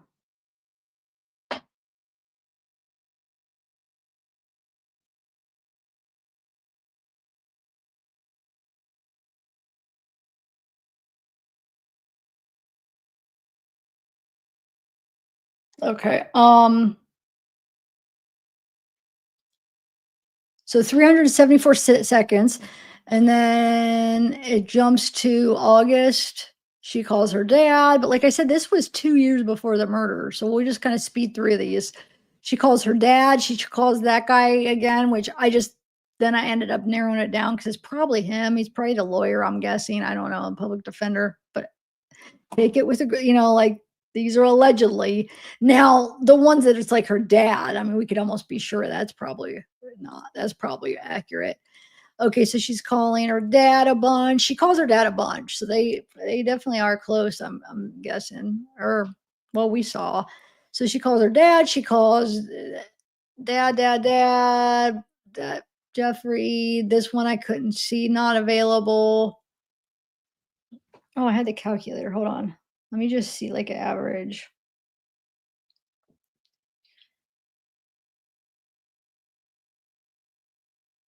I mean, it's only like 6 minutes, 374 seconds. A few minutes she's talking to him. Okay, I don't know. And then, like, I would look up these people to see, like I said, allegedly, and like sometimes I would give their this one was a professor, but it's I mean, who knows? We're on September in 2020. Her dad, this one, Thomas, that she calls in September 5th, 20, is a mediation manager.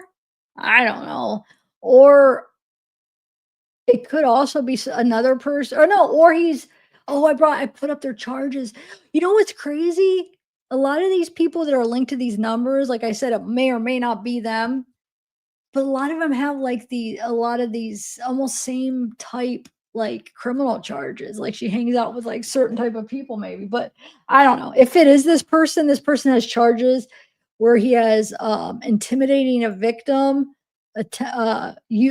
intimidate victim use or attempt force, criminal damage to property, disorderly conduct, battery, operate without a valid license, disorderly I think a lot of them have disorderly conducts that are linked to these phone numbers. So I don't know if that's who had the phone number then, but you could see he doesn't answer any of those times.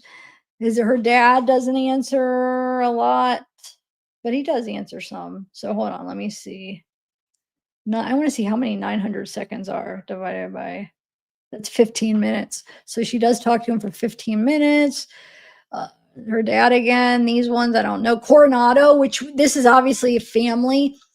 A lot of them, there'll be like phone numbers that link to like three, and then another phone number that just links to Juan. So it's probably Juan. So it's probably either I didn't go into her family history. I mean, I could have taken the time to do it. I have so many different things I want to do, but it's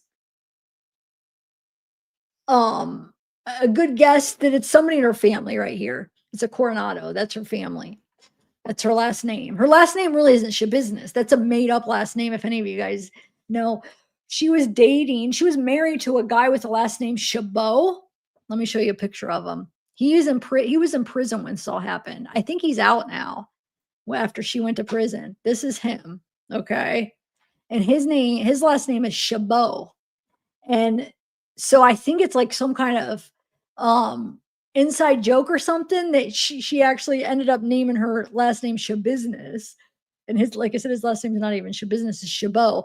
But he sometimes goes by Schabusiness too, like in his name, but I don't think he legally officially like changed it to it. Sometimes you'll see like I don't know, I've known going through like messages, so sometimes they would sign it like Schabusiness. But yeah, it's Chabot. So like I said, I think it had to be some kind of inside joke, and then she like actually got her name changed to it. But her real last name is Coronado. But that's him and her. And that's her husband. I think they're still actually married, to be honest. But he was in like like he had like a federal crime, I'm pretty sure, like federal prison. I think he did like the interstate trafficking or something. I went over his records. That's in the playlist. I go over through his record pretty in depth in one of my videos in the Taylor playlist. I did that like a couple years ago, but it's included in there. So yeah, what's my point? Oh, my point is then this person is obviously her family she calls. And then she talks to her dad like almost another 15 minutes. Um oh, this got moved. Why is that doing that? Just stay. Okay. Um and then we have this number links to somebody I don't know, this name that got charged with here's his charges. Possession of methamphetamine, possession of drug paraphernalia, arson of property other than building, and then you have 3G charge refers to penalties associated with the possession and distribution of certain controlled substances, particularly quantities of 3 grams or less. So if this person indeed was that person that had that phone number at that time, those were his that she was talking to a guy that had those charges. Well, you could see he didn't answer though. And this person, disorderly conduct, see, domestic abuse, under influence, blood alcohol, greater than. Okay. And then 9/19/20. So she does. So that person with these charges right up here, the possession of methamphetamine and stuff, drug paraphernalia, and she does end up talking to him for 351 seconds. And then this one links to a few different people, and some of their professions are chemist, registered nurse, or social worker at Brown County. So my best educated guess is maybe they had her call her social worker. I don't know. Maybe.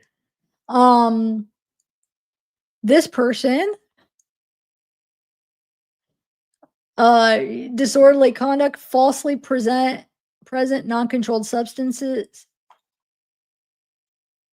extradition, arrest, prior requisition, bail jumping, felony, resisting or obstructing an officer, disorderly conduct, misappropriate ID info, obtain money, forgery, bail jumping, criminal damage. So I don't know if they, like I said, if this is who she is trying to get a hold of, these her friends, maybe. I don't know. Like I said, I don't know. It's hard when you just phone numbers can link to a lot of people, especially when this is like 5 years ago too, you know. So then we have this person has domestic assault. So this person she called on September 19th, domestic assault in the second degree, burglary in second degree, domestic assault, exceeded posted speed limit. Oh my God, failure, blah, blah, blah. Okay, just traffic things. And then we have bad check, domestic assault, burglary, exceeded speed limit. Okay. And then the other person, possession of marijuana, disorderly conduct.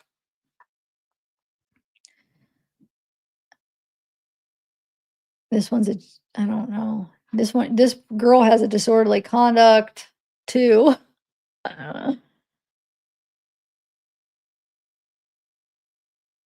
So that's in 2020. Now we have September 24th, 2020. We have this person that's resisting, obstructing officer, operating vehicle while suspended, driving without insurance, no tail light, second degree reckless endangering safety, intentionally point firearm at a person, resisting or obstructing an officer, operate firearm or intoxicated. So she hangs out with, usually you surround herself with, people you get in trouble. And like, look at her husband. He was in prison for a long time for drug dealing and, I think robbery and different stuff like that too. Okay. So she talked to this person 523, 860, a bunch. Look, all these different times. Let me see something. Oh yeah, this is now, like I said, I don't almost like to share this because it links and sometimes these links aren't right. This could be a different Michaela, so I don't know. Like I said, allegedly this is what it linked to in the background, but sometimes they're not right. So this may or may not be the Michaela that she was talking to. But it looks like, I mean, if it is, whoever this number was, she talked to him a bunch. Dustin Maloney. Okay, so her dad again. This Gregory, October 7th. Like I said, allegedly may or may not be the correct person. Probably not. I don't know. But that's who it linked. It linked to this person for some reason. I don't know why she'd be talking to this person. So it might just be somebody that had the number at one time and it's not the right one. Okay, so then her dad, a bunch. Look, She got 15 minutes on October 7th, another almost 15 on October 8th, October 9th. She talks to him like a half hour total. To October 10th, 3 times she talks to him, so she's talking to her dad a lot. Um, and then this Thomas is actually also he's a manager at law for kids. School day, I don't know, it kept like that website came up under him. Okay, so I'll scroll down. Her dad again, Juan, which is some family member, Coronado. Her dad has 2 numbers that she calls because 'cause they're 2 numbers linked to him. Um, and these are a lot of doubles, like, this is the I had already read who these people were up here. Right. So, right here, wait, hold on. Right here. Yeah, I guess I don't have any information on them. Wait. Yeah, okay. Wait, hold on. I think that was oh my god, you guys are probably ready to punch me. Right here. Okay. So,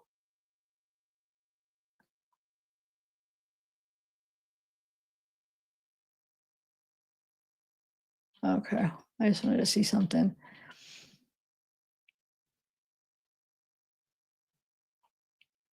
Sorry, I know these are just different people. So she was calling a bunch. This is, like I said, October 2020, calling some people. And then, so all the way up to look, see? So October 2020. And then, hold on, I want to see if it's something that I just skipped because it was just like same people over and over, or if she actually looks like she was out of jail there. Hold on one second. Let me get the list. So from 10/27/20 to 2022, I just want to see something. Um, no, so she must have not been in jail for 2 years. So from 10, yeah. So that's when she was in jail. Then she gets out of jail and then must go back not even 2 years because that's already 10/20. So like a year and like 3 months, she's back in jail. January 4th, 2022. She calls her dad. So now this is getting close to the murder. Murder's in February, okay?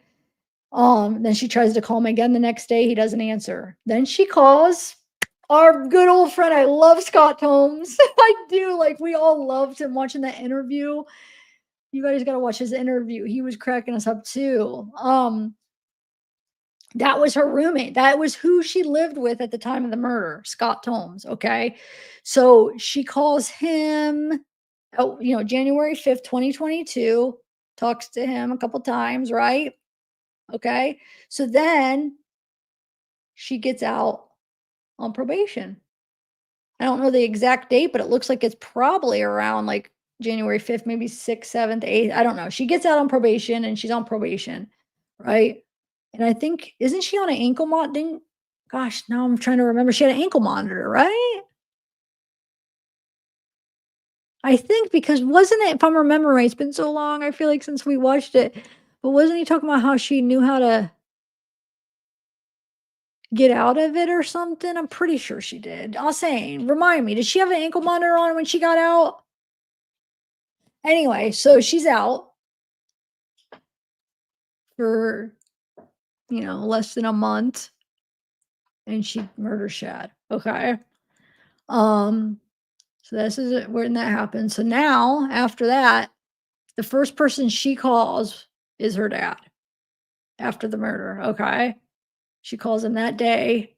And then, because I remember it was late at night. That's why the dates, if you're like, wait, because it was late at night. So she calls him the next afternoon. Okay.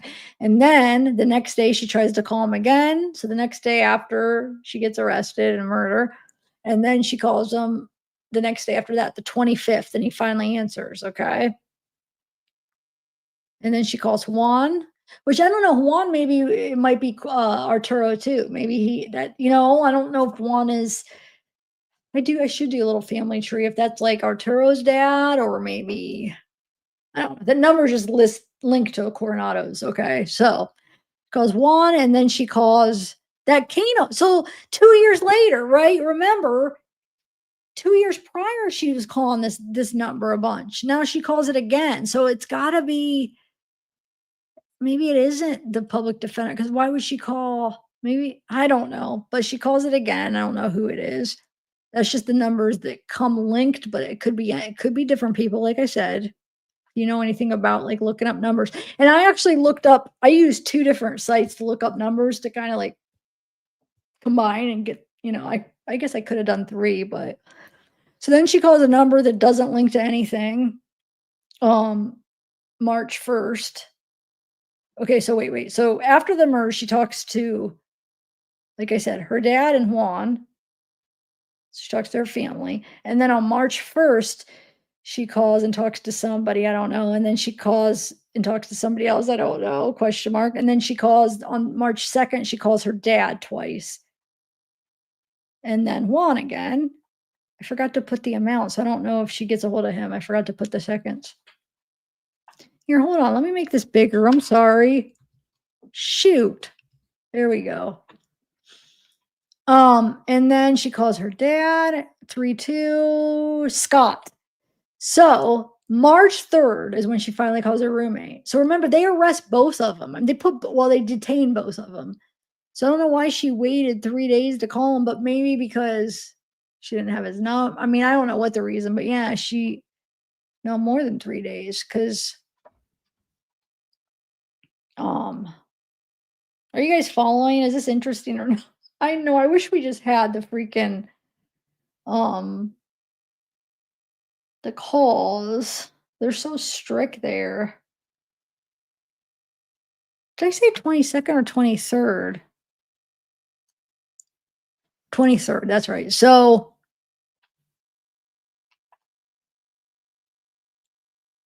yeah, but over a week she waits to call Scott. He doesn't answer that first time. So then she calls her dad. He answers. She calls him the next day a couple times. They talk. And then shoot, I forgot to put the amount there. I don't know if she talks to them. Sorry, they forgot on all these to put the amount. Shoot. But then she calls something that's linked to Brabazon law. So I don't know if it's a lawyer she talks to. I don't know if they answer because I forgot to put up to go back and look in a minute. And then she calls somebody that links to a few people. I don't know who it is. I don't know. Sorry, guys. I don't know who they are. Okay. And then, oh, wait, let me make sure. See, that's the only thing about making it big because I might be missing something on the other side. Hold on. If I have any notes about him. All right. So this person that links to this number links to this person right here, and here's like her list of stuff. Retail theft, intentionally take less more than 500, less than 5,000, ignition interlock device tampering, failure to install, violate court order, operating with pack, fourth hit and run, disorderly conduct. I think they all have disorderly conduct, class B misdemeanor, operating while under the influence, operating with pack 0.08 or more. OAR, not specified. Bail jumping, operating while revoked due to alcohol, controlled substance refusal, operating with pack, theft, movable property, from person or corpse. What? Wow, theft, movable property from person, corpse, disorderly conduct, ignition interlock. Okay, and then another disorderly conduct. Oh, that would be the same one. Okay. But did she talk? Yeah, 15 minutes. As judge. December 27th, 2022. And December 28th, I don't know, could be one of these 3 people. I didn't have time. I didn't get to like seeing if there's any like connection to some of these people between her. Some, I mean, because it was taking me forever just to plug in all this stuff. So I was like, man, not even knowing for sure if there's, which one links for sure and to try to find out who everybody is. It's like, is it worth my time? So like, yeah, I didn't look into who, I nothing popped out who they were, but Howard Hill, I don't know. Oh, so I guess they did link to this person's Facebook. It's this. So I don't know if she called him, if that's the right person that links. I don't know.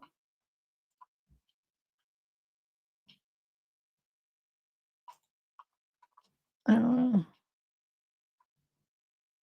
Wait, what is this? Huh. Hold on, let me see something. Let me see if he has. I want to see if he's friends with her, but I just don't want to have like all his life come up. I just wanted to show like because he is from. I mean, it's Green, the Wisconsin, but hold on. I want to see if there's any pictures that show maybe him with her whole husband or something.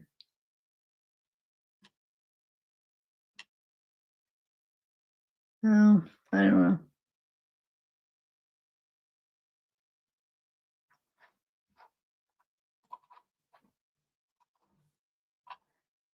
And this person has a big 1228 50 possession, controlled substance, soliciting money, property from incompetent person. It looks like burglary, commercial, theft of property, fleeing, burglary, possession, controlled substance, theft of property, credit card, meth. The controlled substance is meth or cocaine, forgery, possession. So yeah, I did do that. Stop it. My stucks. Wait. Oh, it's like, wait, okay. That person again. Then we have this. So one of these that Cornelius, I think it was, that has a domestic battery, physical contact, plus other charges in Illinois. Doesn't say what. So I don't know. I mean, it looks like if it is like her people are all, criminals, but it's not that unheard of. Like, when you're in the middle of it, like when I was using, like everybody I was hanging out with were using, you know what I'm saying? A lot of them went to jail, and it's just like whatever you're into at the time. So it makes sense. And then this person, this is 12/29/22. So, I mean, she talked to this person a few times, like 15 minutes, and that's probably like 13 minutes or so. This one, don't answer. This one linked to a rehab counselor at Axe Housing. I don't know. Another disorder. I told you, like all these people have like disorderly conduct. Wait, think about that. Think about how Taylor acts. She's always like disorderly conduct stuff she's doing. Oh my gosh. I just thought about that. That makes sense. Disorderly conduct, possession of THC, paraphernalia, criminal damage property, possession of THC, public intoxication, assault, family violence, aggravated assault with deadly weapon. Oh my God. Narcotic schedule, other narcotic, okay. Battery, make physical contact, possession with intent of cocaine, control substance, intent to delivery conversion, found guilty of possession with intent. And then her husband too. She probably knows a lot of the people from her husband that was, big selling too. So he hung out with a lot of these people, I'm sure. Um, Joseph E. Blue. Oh wait, found guilty of possession of THC. obstructing an officer, bail jumping, cocaine cell, conspiracy, other amount, narcotic schedule, extended supervision, possession with intent, possession with intent, cocaine, disorderly conduct, probation violation, manufacture, deliver cocaine.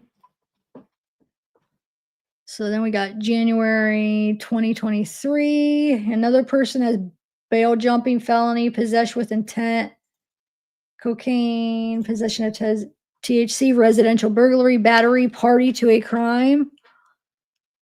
And then we got Scott Tomes. She calls him on January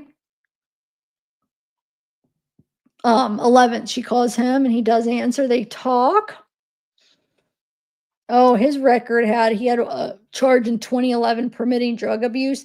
And then they freaking charged him. I had read it. I wish maybe I could find the document real quick. I had read it in one of my videos before after we watched his interview. Because he didn't do anything. He didn't know about the murder. The way they treated him, he was being so cool. Well, they found weed in his apartment. So they originally charged him for that because they searched his apartment, but they ended up taking it back. Like, I forget what happened. Somebody called and they ended up dismissing it. But I was so mad, like, that's bull crap because it wasn't committed there. They had no reason. I mean, they did have a reason, but what I'm saying is he wasn't any part of it. He had no clue. He was being really nice. He was just trying to relax in his house and smoke a little weed. Um, and he let her borrow his van. He was trying to help her out. He wanted her to do good. Um, and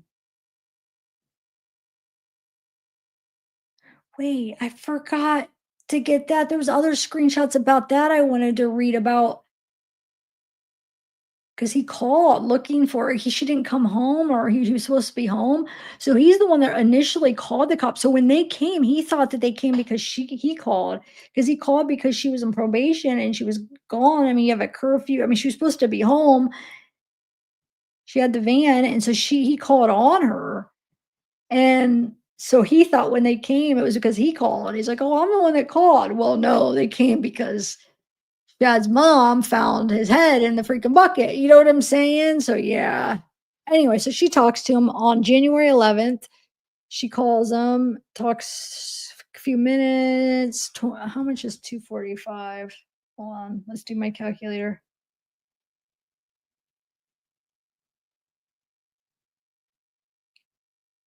Like 4 minutes, but then she calls back and talks to him longer. Let's see, six. I should have had this. I'm sorry. I should have done that ahead of time.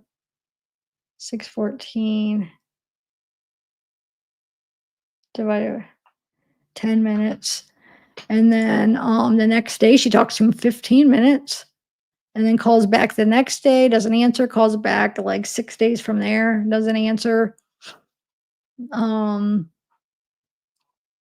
Psychiatric consultant was who that linked to, but like I said, I don't know if that's the person that had the phone number at the time she called, but whoever she talked to 15 minutes, then she talked to another person January 20th for 15 minutes. Gosh, I would love to hear these calls. I feel like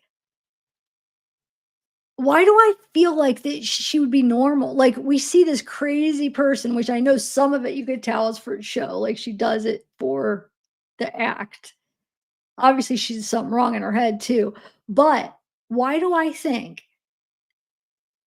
I have this weird feeling that if we were able to listen to the calls, that a lot of them she would be just, like, normal, like a normal person.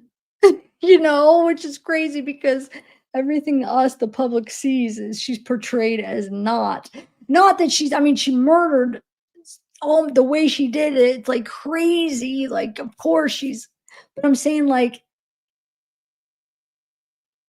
you would expect her to just not make sense and talk crazy, but why do I just feel like she'd be normal? What do you think, Ausane? Do you think she'd be normal? You think her phone calls, which it will never be able to hear my wish, I bet you maybe some she is crazy, who knows?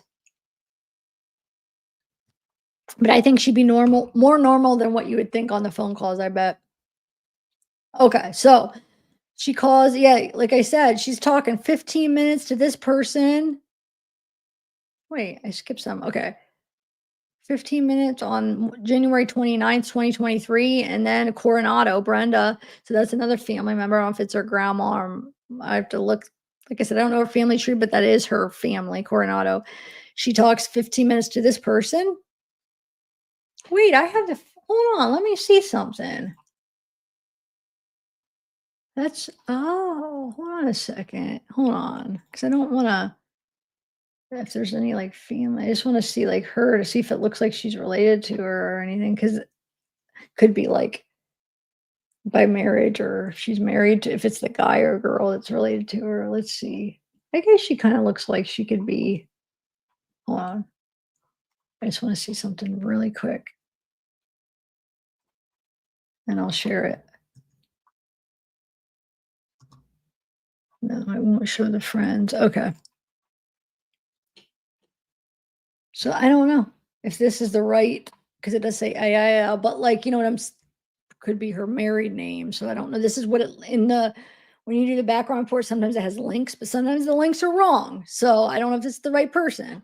It's a different last name, but a lot of times it will be a different last name, but it is right because they get married or their name changes.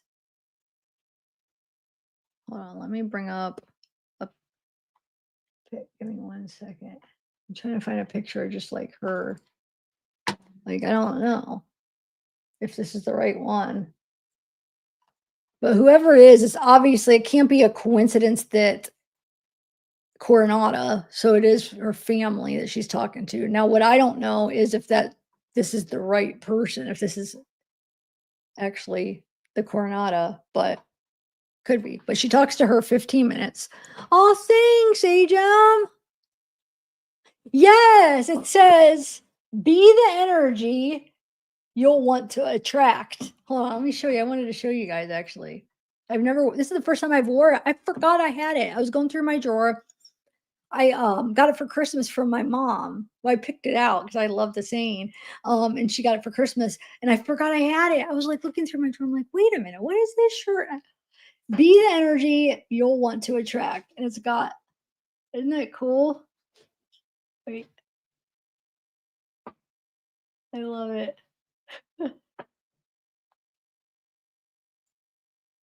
Anyway, I was trying to look because I never even looked close. It looks cool on the, I love it. I do. Oh, I love it even more the more I look at it. But thanks. Um, okay, so where are we at? So 15, oh, I don't have my thing shared. Hold on. So 15 minutes for a bunch of these people. Let's see what this is. So 15 minutes, if this is the right person, let's see. I don't know, maybe. So older. I don't know. I have to do our family tree because maybe some of this is our family. This person, let's see. He didn't answer. Wait a minute. Is that the same? Hold on a second. Did I see that right? Hold on. I gotta see something. Oh, yeah, look.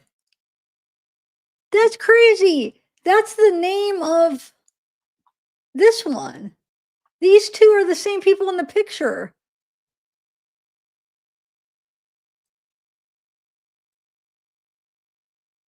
Huh.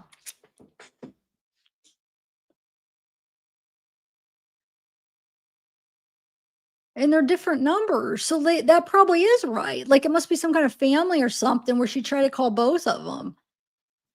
You know, she tries to call the one, look, and then tries to call the other one. The one answered, and then she tried to maybe they're like, oh, call my husband or whatever. So and then she called the other one. I don't know. Anyway, then she calls Juan again, Coronado, her family, and talks for almost 15 minutes, then calls her dad on. Oh, so I wanted to point that out. So 7/14/23. So this would be a lead up to when her trial is starting. So her trial starts July 24th, 2023. Okay. So there is a break though. Look, I think there's a hold on. The reason I have to keep removing it is because on my call list it has the phone number. So hold on one second. I want to see what kind of break. I want to see why that's a break, if it's the ones I skipped or if it actually really was a break in phone calls. So give me 1 minute. So I think it's interesting to see like times like the calls stop. Is she in confinement or is she, you know? So it stops from, hold on, 128:23, but I don't know if that's 7/12/23. Okay, let me see. 120.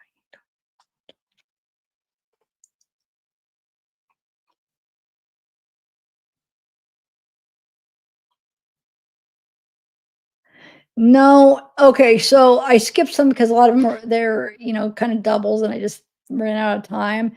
So it does go, she does have some in February 2023. She calls February 2nd, a person, February 3rd, a couple February 3rd, a couple February 4th, and then February 5th, a few calls, and February 6th, one call, and then June 3rd, she calls her dad. He doesn't answer though.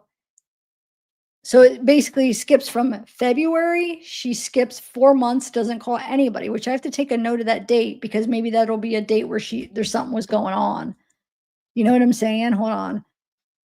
February 6th to June 3rd. Let me write that down. 1 second. February 6th to June 3rd. Feb 6th to June 3rd. No calls. Okay. So we'll have to take a note. And then if we see, that's interesting. It says she had a NGI evaluation from Dr. Diane, PhD, July. Oh, that's July 3rd. Sorry.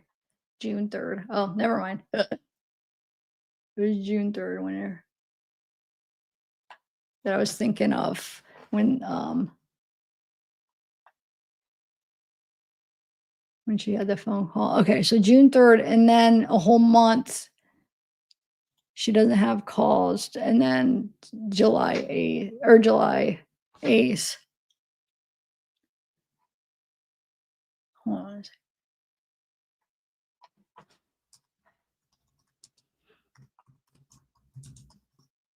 So one called to her dad after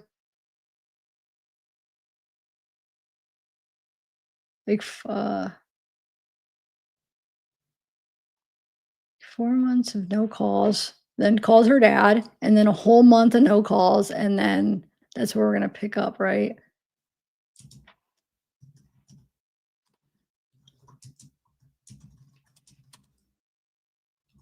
So July 8th is when so she goes like, oh yeah, a lot of months without calls. Okay, so I wrote that down in my notes. So we'll see if anything pops up of what she's doing or something, if there's a reason. But hold on. I know I'm very detailed. Like I like to know, like probably too much. But oh, hold on. Why did I just pick it up on June 12th? So that's why. Hold on, because she does June, July 8th, 10th, 11th. I just skipped those for some reason. So July 8th is to her dad because I recognize the number. July 10th, 11th, hold on. 12, hold on, give me 1 second. 10th, 11th, 12th.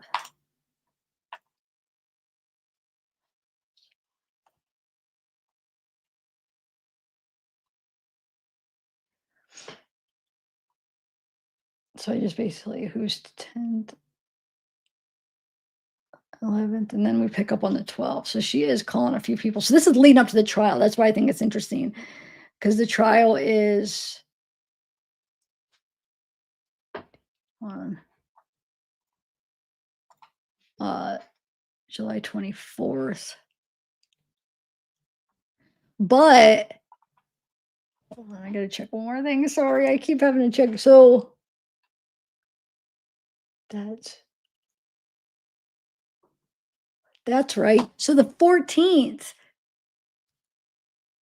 then she doesn't have any calls for 10 days leading up to the trial, and then during the trial, there's no calls. So, huh? Wonder if she wasn't allowed. Yeah, let me bring that back up so you guys can see. So she doesn't. She only has a call the 12th to Juan, talks for almost 15 minutes, calls her dad, talks for 15 minutes, July 14th. And then July 24th is the trial, but she doesn't have any calls from the 14th. The next calls are not until August 10th. So she has the trial. Jury verdict is July 26th. Then, hold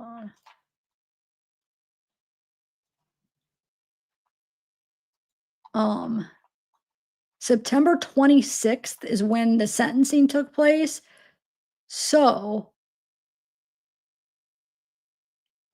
basically, a couple weeks after the trial, she gets a call. She calls, I don't know, somebody that links to that name, and this person has, and I don't know if it's allegedly, could be somebody else that had the number at the time, but it links that person has 3 domestic battery charges in different years, disorderly conduct, 2 disorderly conducts, domestic violence, 4 domestic, oh my lord, theft value from an elderly person. They stole from an elderly person, another person that did that. Domestic violence, prior convictions, disorderly conduct. Look, disorderly conduct 2007, 2012, 2010, disorderly conduct, violating protection order, consent agreement, fugitive from justice. Okay. So she talks to a few times right there, and then that's it.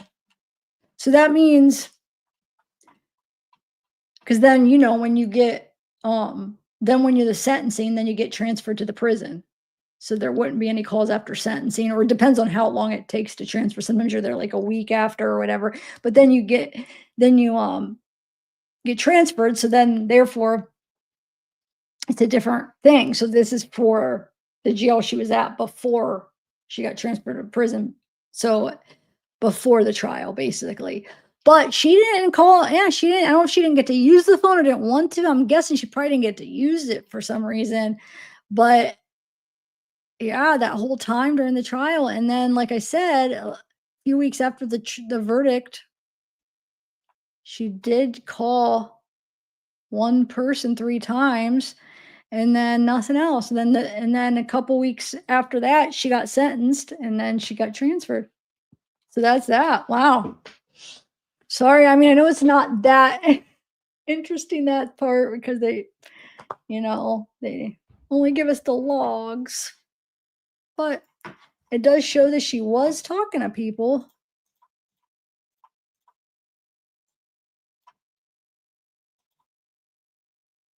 I don't know if I should try to look for that thing I wanted to show you guys. Hold on, give me a minute. Let me see if it'll come up easily. That part about Scott I wanted to show you. Hold on. Hmm. Oh, here's more pictures of her husband. Here's some more pictures of her. Let's look here. Oh, wait, they're popping up over here. Yeah, let me make sure. Yeah.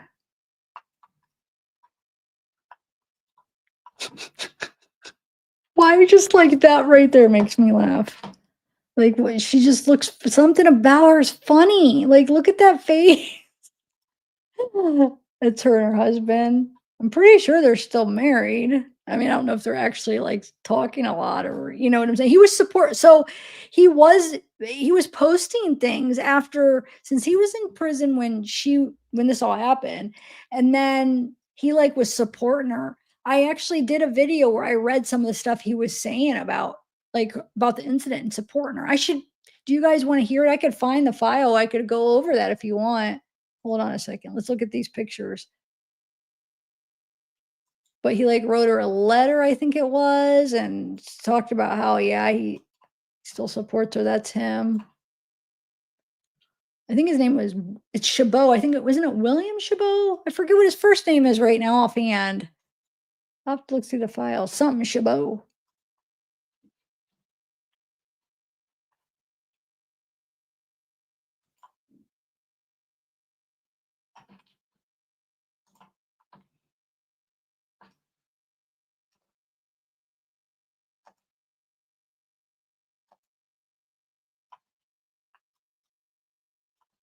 Why does he give me Chris Watts vibes? Not that he has the personality, but something about the way he looks and is, like, posing in a way, even though they're totally different as far as, like, I mean, well, I guess I don't know his personality, but, like,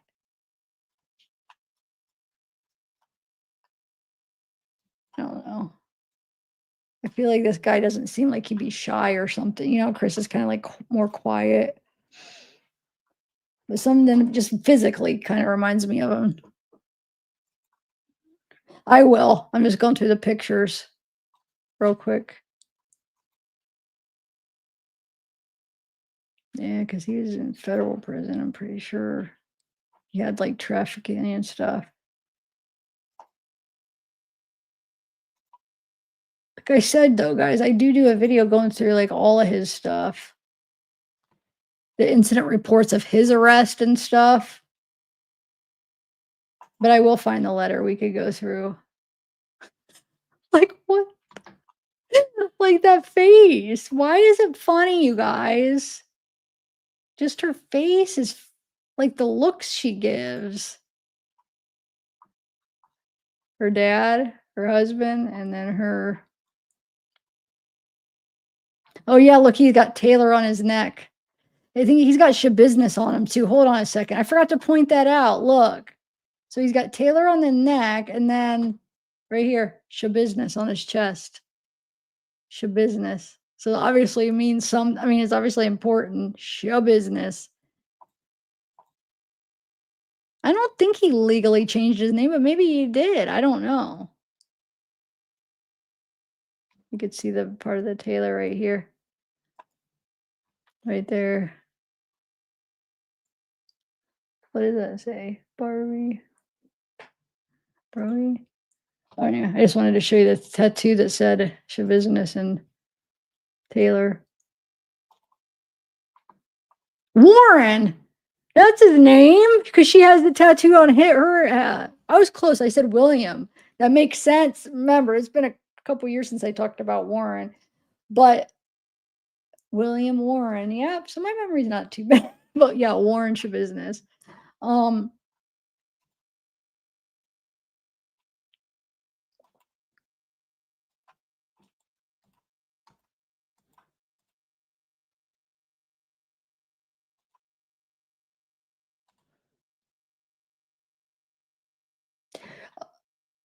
this was 'cause remember she was in jail before that. So here's some of her old charges: vehicle operating, flee, elude, bail jumping, felony, possession, drug paraphernalia, resisting or obstructing an officer. So these 2 dismissed and then guilty due to no contest plea on these last 2, but yeah.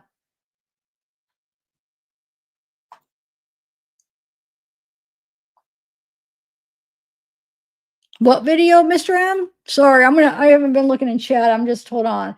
Well, then now I wanna go find that letter too, guys, but what's in chat?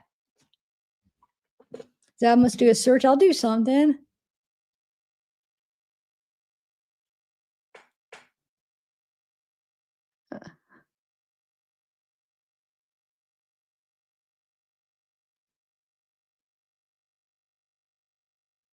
Okay, let me go find it real quick.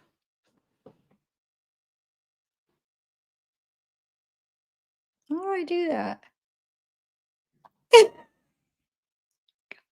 don't know. Oh, I don't know. All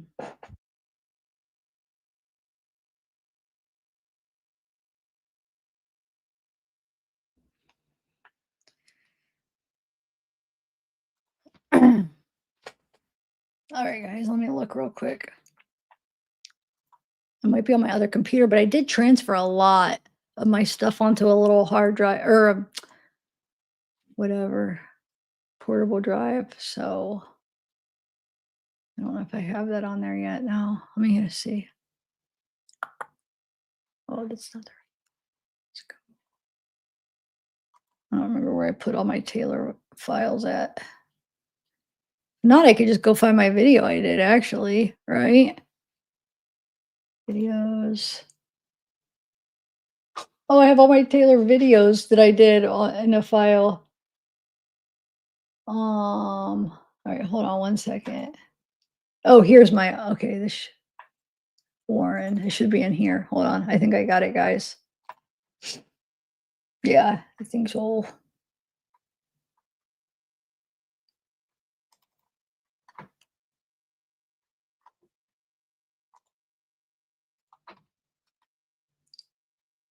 Yeah, I got it. Don't move. Don't move, guys, if you want to see it. Oh, I screen recorded the page too because I remember I was thinking, oh, what if it gets removed? Okay.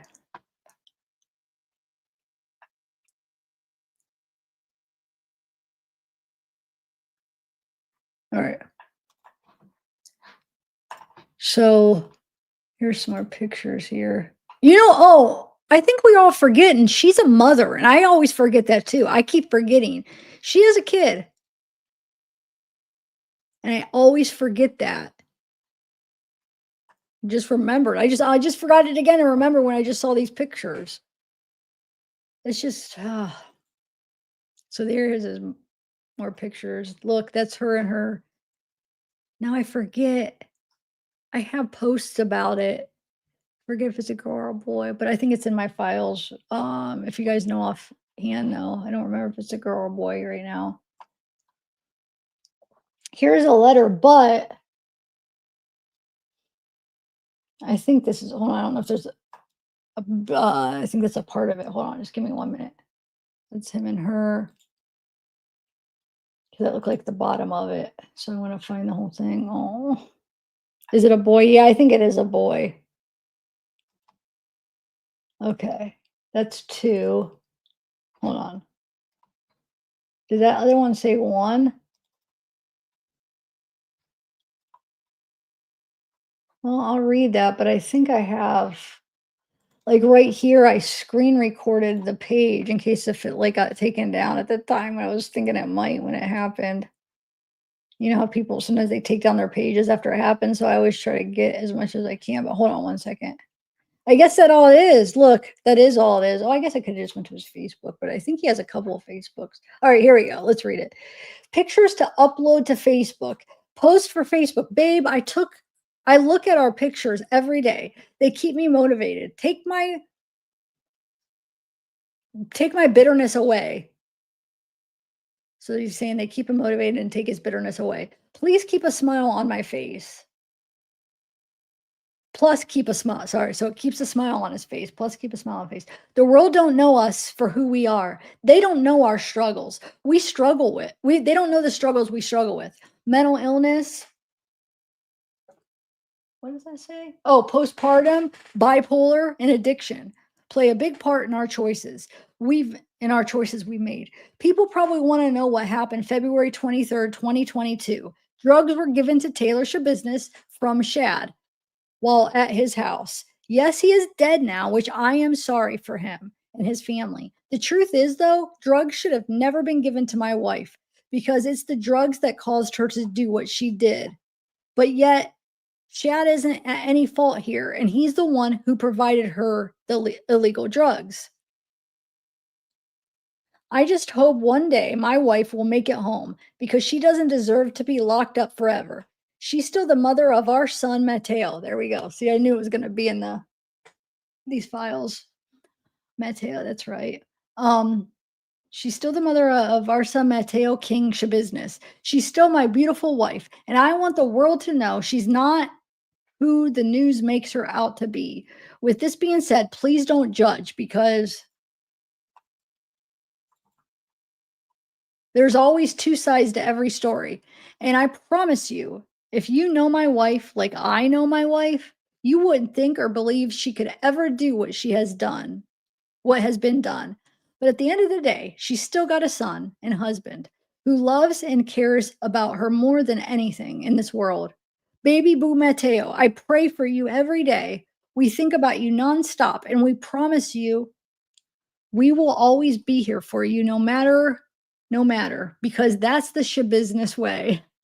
Because that's the oh, sorry, I just read that twice. That's the Schabusiness way. Stay strong and get better soon. We need you, Mama Boo. We love you and miss you so much. Everything's gonna be okay. Moi, moi, moi. Free Taylor Schabusiness. We love always forever. Mateo and Warren Schabusiness. Maybe he did get his, I don't know, maybe he did get his legally name changed. Do you know Hussein? Yeah, maybe they all did. I just wonder where, like, why? Like, what's the story behind that name? I want to know. Yeah, because look at, wow, he looks rough in this. As an old one, you could tell. Yeah, see, this is his Warren Chabot booking history. Kenosha County Sheriff Department, U.S. Marshal, released to other agency, federal agency hold, released to other agency. It was booking date 1/5/23. Because that's because he was being transferred. Because I know he was in prison when this all happened. So I think they, or is when he was transferred and booked into a new place. Okay, so possession of a methamphetamine, bail jumping, probation violation, sentenced 11/30/2012, 4-year state prison, 3 years extended supervision, burglary, armed self with dangerous weapon, theft movable property. But because he's been in and out of jail too. I mean, he's got a bunch of different charges for different things too, though, really. So if you look at like, this is his Chabot.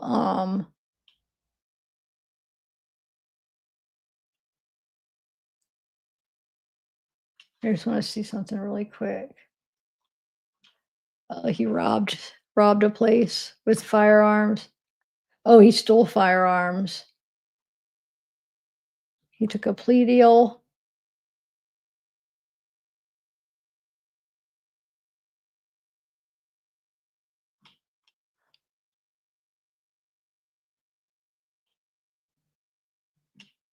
Like I said, I do a video where I read it all. I just wanted to kind of see what the last charge was.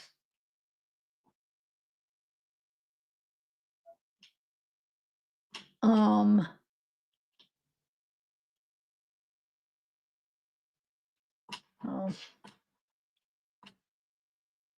What year? I want to see what year this is dated. 1 second, guys.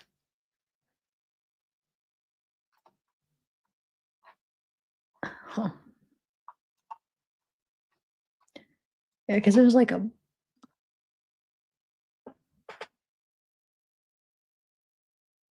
United States of America.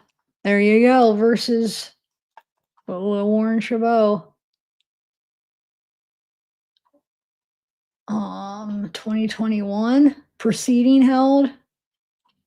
So like I said, remember, some of these are going to be from past charges, and this one is the more recent one, it looks like. Don't worry, I'm just gonna skim through some of this. I just want to find that. Dodge Correctional. I hear that, and I think of Chris Watts.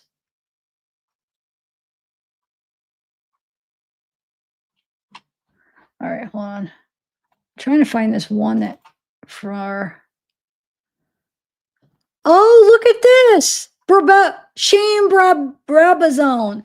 That was one of the places that she called from jail, remember? And it was Brabazon Law. I was like, it must be a lawyer. Yeah, because it looks like that he represents him. But I don't know if he was she wanted to get him too, maybe because he was a good lawyer and she was trying to get the same person, or was she this is the United States. I don't know. Brabazon, I can't say it right. Brabazon. Huh.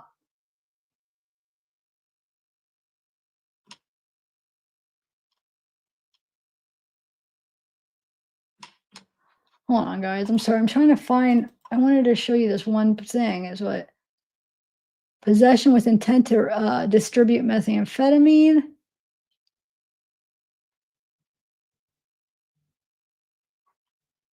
Defendant's attorney. Yep. Shane Brabazon is his attorney.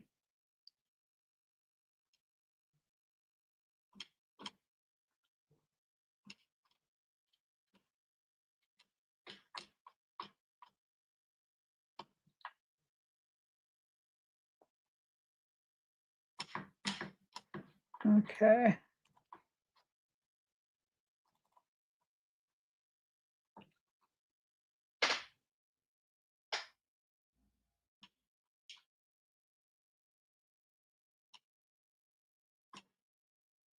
Arrest.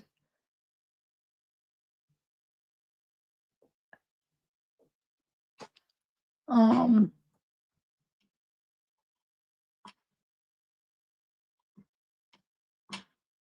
anyway, it was just like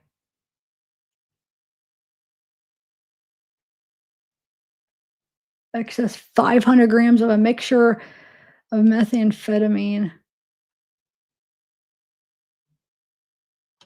But I think it was like across straight line. That's why it was federal, right? Because it was interstate. I was just trying to find. Sorry. No, I don't want that. Okay. Anyway. Oh wait, hold on. There might be there's a couple more. Hold on, don't leave. What's this one? I forgot. So this is another thing he posts. Nothing anyone says can bother me. I'm still breathing with. Oh, that's. He makes a bad joke. So remember, she cut off Shad's head. So he's saying, and this is almost the anniversary because it was February 23rd. On February 22nd, he posts, nothing anyone says can bother me. I'm still breathing with my head on. LOL. My wife, Taylor Schabusiness, might be locked up for a long time, forever, but that doesn't change the fact that she's my wife. I'm always going to stand behind her no matter what. F anyone who has anything to say about my empire, because right now, all that matters is that my wife is okay. All I look forward to is making sure she gets the best lawyer and treatment she deserves. Shad gave her drugs, which caused all this. If drugs were never given to her, she would still be at home. But that's what I bet. I bet you he thought his lawyer was really good, so she was going to use his lawyer. So she said he's going to make sure she's got the best lawyer. But let me see the screen record because I think it has a couple more posts. I could just read right from it.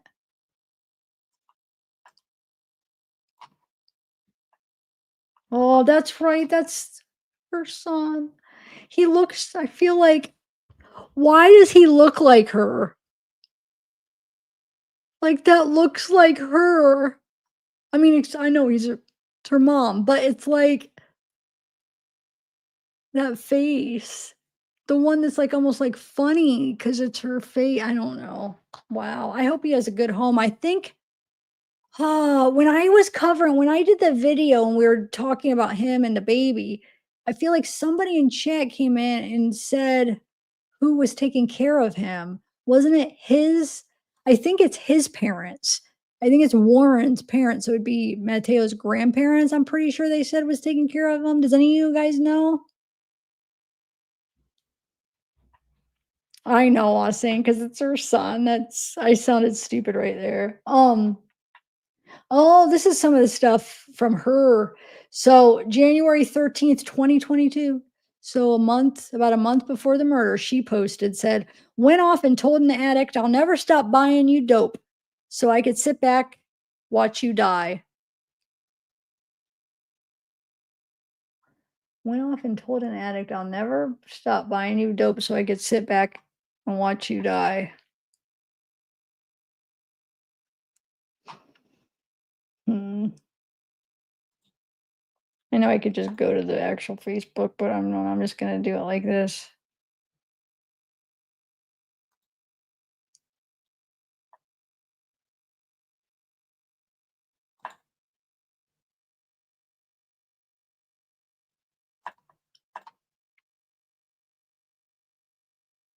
I'm just gonna find the ones where he. Hold on. So this says he posted February 24th. And I think this was year, not the same year of the murder, I'm pretty sure. See, it says, report me for what? My name is Warren E. Chabot, but I'm the one that blessed Taylor with the last name Schabusiness. Either way, I'm currently locked up on federal charges because I was framed. Anyway, I beat a conspiracy to distribute methamphetamine charge and pled to possession with intent to deliver, which is the best deal I could get.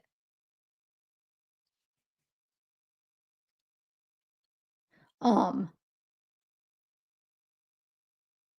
So I was sentenced to 28 months because I already had 25 months in at the time of sentencing. With this being said, just know I'll be out by January of 2024.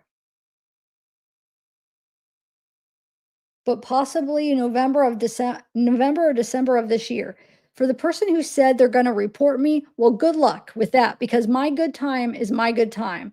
Plus, in the federal prison, I earn FSA credits, making my sentence even shorter. So plan on Warren Business to be out soon.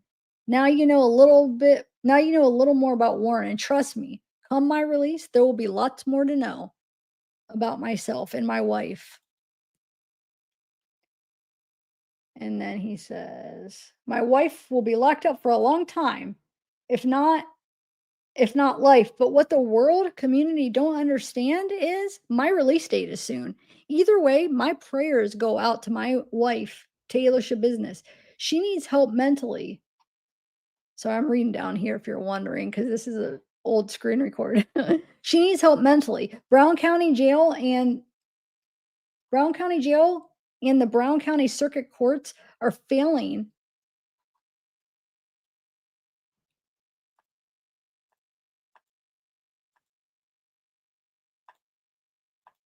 Oh, it's just so cute. Okay. Brown County Jail and Brown County Circuit Courts are failing at understanding this, nor do they even care. Yes, what she is being accused of is serious, but this doesn't change the fact that she still has rights and she still has family, people that love her.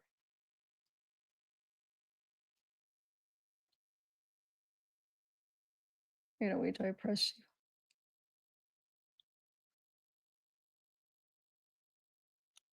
So people that love her,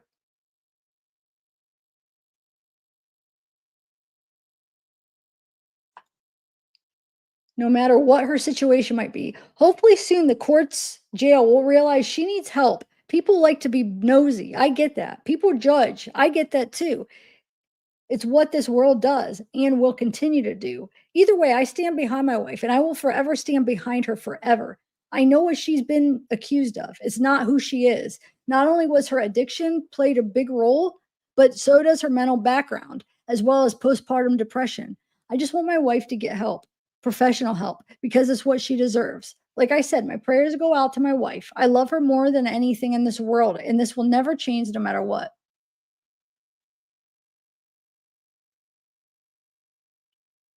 But I wonder, like now, after he sees like she is still like kind of, acting out like what he thinks. And I'm not saying he's not going to still love her, but I wonder what he's thinking. Um, let's skip. Okay, let's see. So on February, oh, this is that one I read. Oh, there was more. Okay, hold on. So remember, I was reading that. I'll read this again. So it says, nothing anyone says can bother me. I'm still breathing with my head on, LOL. My wife, Taylor, might be locked up for a long time, forever, but that doesn't change the fact that she's my wife. I'm always going to stand behind her no matter what.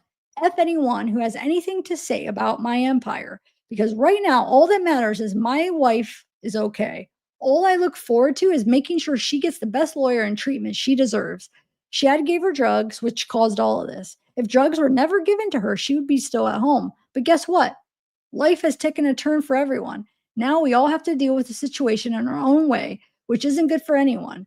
Right now, I'm just finishing off these last 10 months. Then I'll be home to take care of business. Till then, the world could keep talking shit. Doesn't bother me any because I still have my wife. She's still breathing. Well, Taylor's your business. Keep your head up. Stay strong. Stay positive and continue praying. Never forget our bond is stronger than the world in our empire. No one understands till it's too late to understand. Shabusiness way is the only way. All right then. I love and miss you so much, baby boo. Ride or die till death do us part. To death do us shapart. He literally put that. Till death do us shapart. Love always, Warren Shabusiness. Oh my lord. Sorry guys, I'm not I'll be in chat in a minute, I'll wind down it, but when I'm reading, I can't read 2 things at once. How's everybody? Are you guys liking is this interesting to you? See. Yeah. And then he says, November 23rd, 2022. He says, "Happy birthday, baby. I love and miss you. Stay strong. We will get through this together. Love, Warren Shabusiness." And then he's got hashtag free Taylor Shabusiness.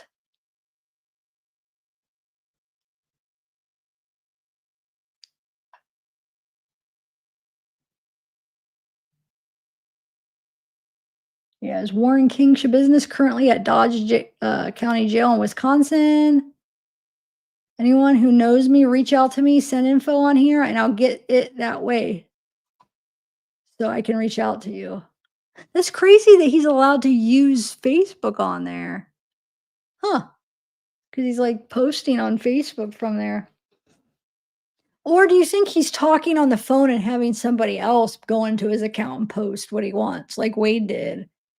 Because he's not like physically actually in there doing it himself, is he? Because I thought there were certain things like social media they couldn't use like that.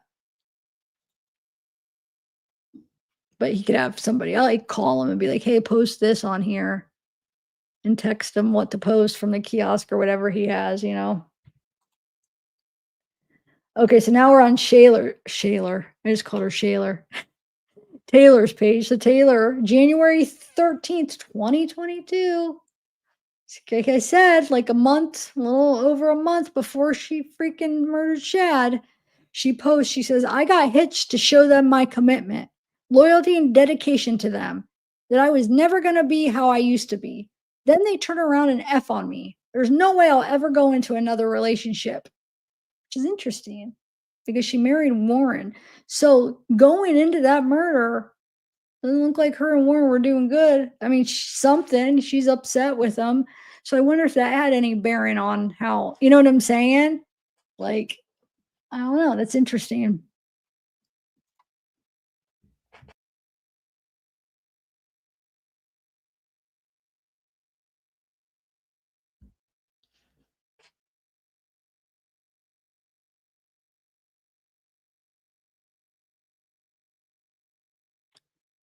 Sorry, I'm not going to read. I'm just trying to read the stuff they posted. Okay, so she reposted something. It says, "I'm literally showing this N-word the screenshots, and he's still saying it wasn't him." Huh. But he would be in prison right at that moment, right? Huh.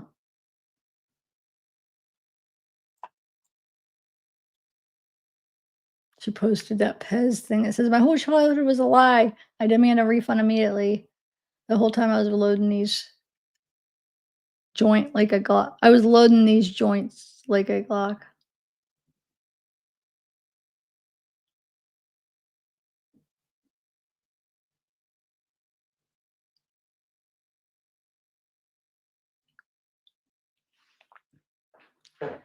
Okay.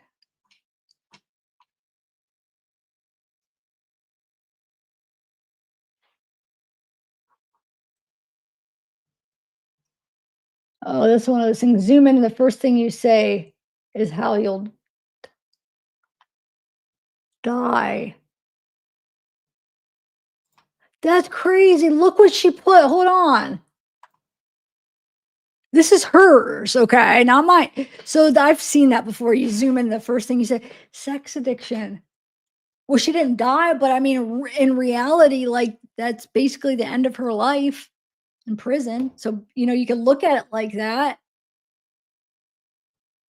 Because look, if you guys are familiar with this case and how, like, the details of the case,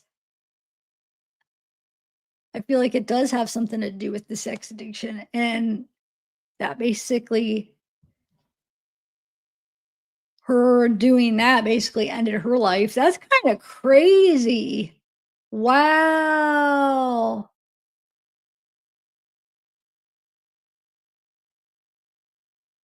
I guess we could, Kelly. I don't know. I was only usually doing them on the Wade ones to try to help um raise donations to get the more calls. But I mean, I guess I could do it on the other lives. Is that what you mean? Like when I do the goals? Um, we didn't meet it last time, and sometimes, yeah. Well, I don't have time today. I'll do a goal the next time.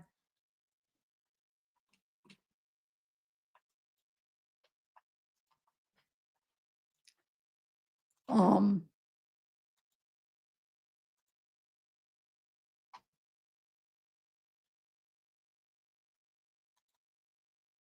oh wait, hold on a second. Where did that go?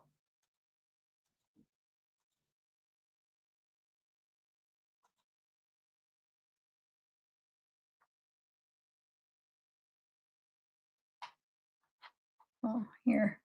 Okay, see if there's anything else.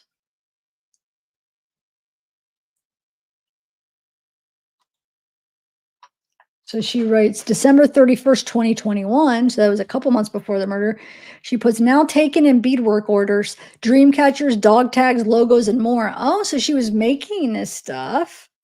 That's kind of pretty. She's making Green Bay. No, she's a fan of they're so cute. Why is he so cute? Um,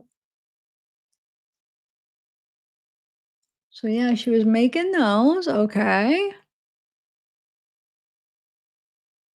Huh. She has Dreamcatcher on him. He is cute. I hope he's being taken care of good. So she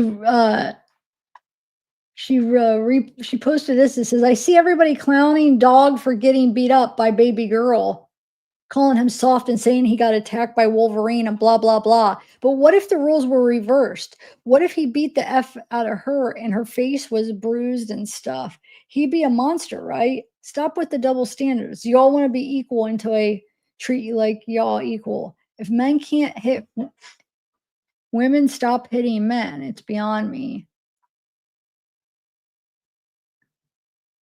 Wow. She has some nerve to post that, and then what she does to Shadow.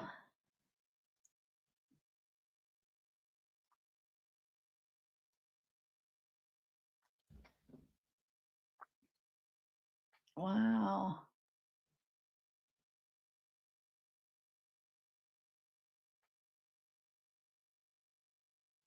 Huh.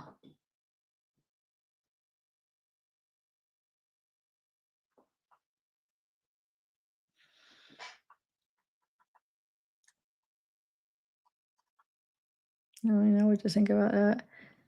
And then December 12th, she just posts, "What the F?" Okay.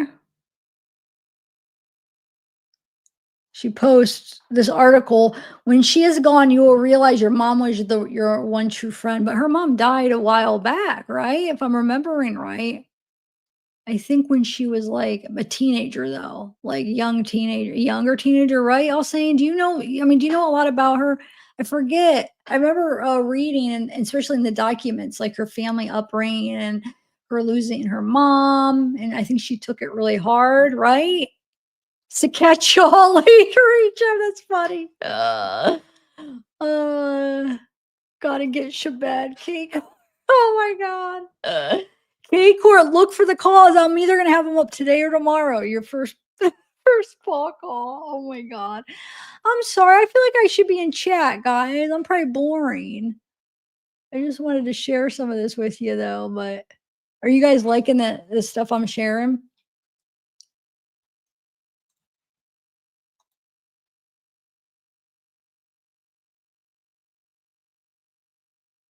Shakach. Captions don't lie. I love Guida. She posts. And she posts art to artist Rock and Ruby Spain. That's December 3rd. Sharon.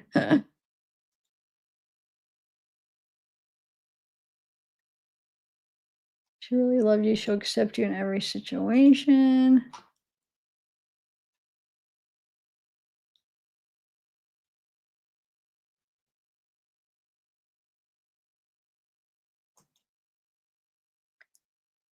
Oh, that's him. That's right. Oh my God, he's so cute.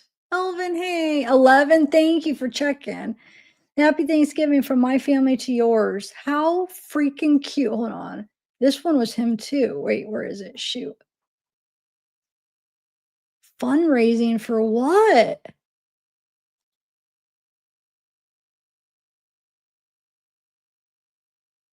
Wait, which video? Are you talking about that quick? Is that a fundraising video? Hold on a second. I don't know if I'm thinking of the right one that you were thinking of, but hold on, give me 1 minute. Wait, where did that? I missed it. I'm looking for the baby. Oh, I guess it was after that. Um,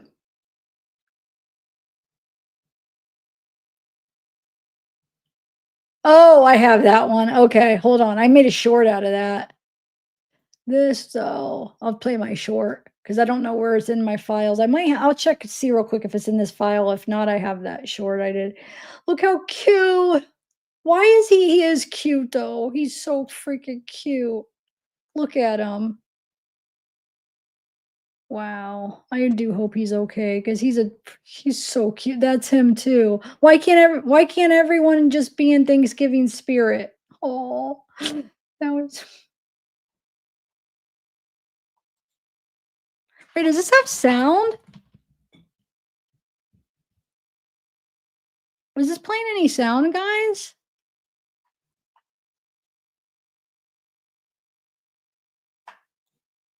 I was just thinking. I don't even know if you guys were hearing things, and I didn't even know if you were.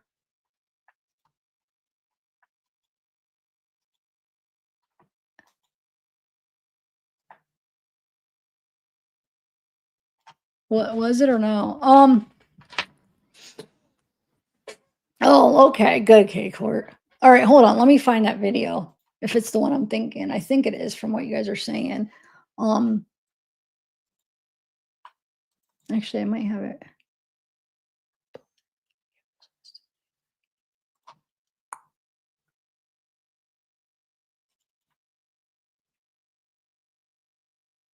Hold on 1 second, guys. Oh yeah, I think I have it right here. I do. It is called GoFundMe. Look, I have it in my files here.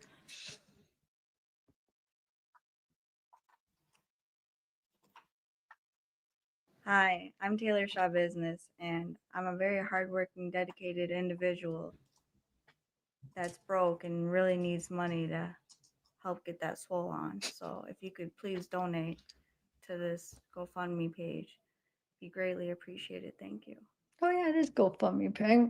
Why did it go over my head? Oh, God, swole. Hi, I'm Taylor Schabusiness, and I'm a very hardworking, dedicated individual that's broke and really needs money to help get that swole on. So if you could please donate to this GoFundMe page. Be greatly appreciated. Thank you. Oh my God. She's too much. Get that swole. Gotta get that swole. Wow. Hold on, what is this?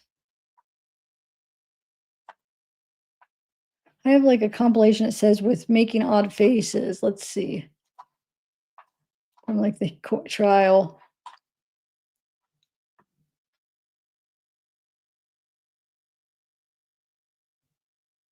She always did that like she's like, you guys are idiots or something. I don't know.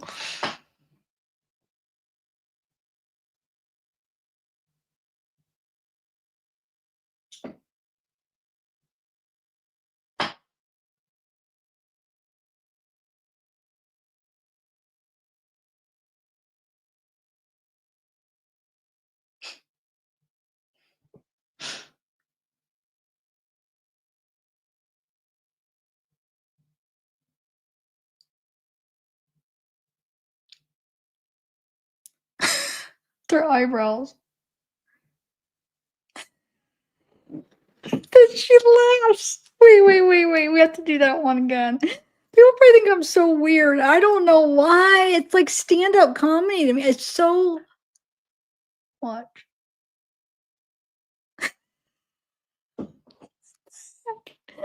What in the heck?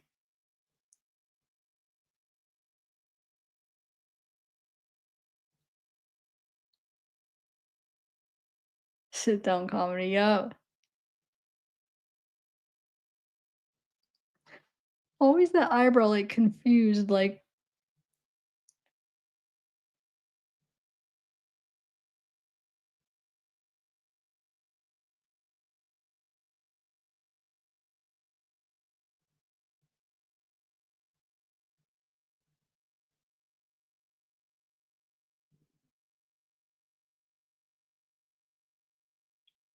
I wish we could hear what they're saying. Obviously, there's stuff I don't know why I didn't include the audio. Whatever she's hearing, making faces to, whatever they're saying. I don't think the audio. Wait. No, I don't know why I mute don't have the audio, I guess. Wait, 20 minutes of odd faces? I don't know when did I do this? We don't have to listen to it all if you don't want. Or I can just keep it playing while I talk. While I do wind down. I don't remember. I just didn't remember it being this long. Um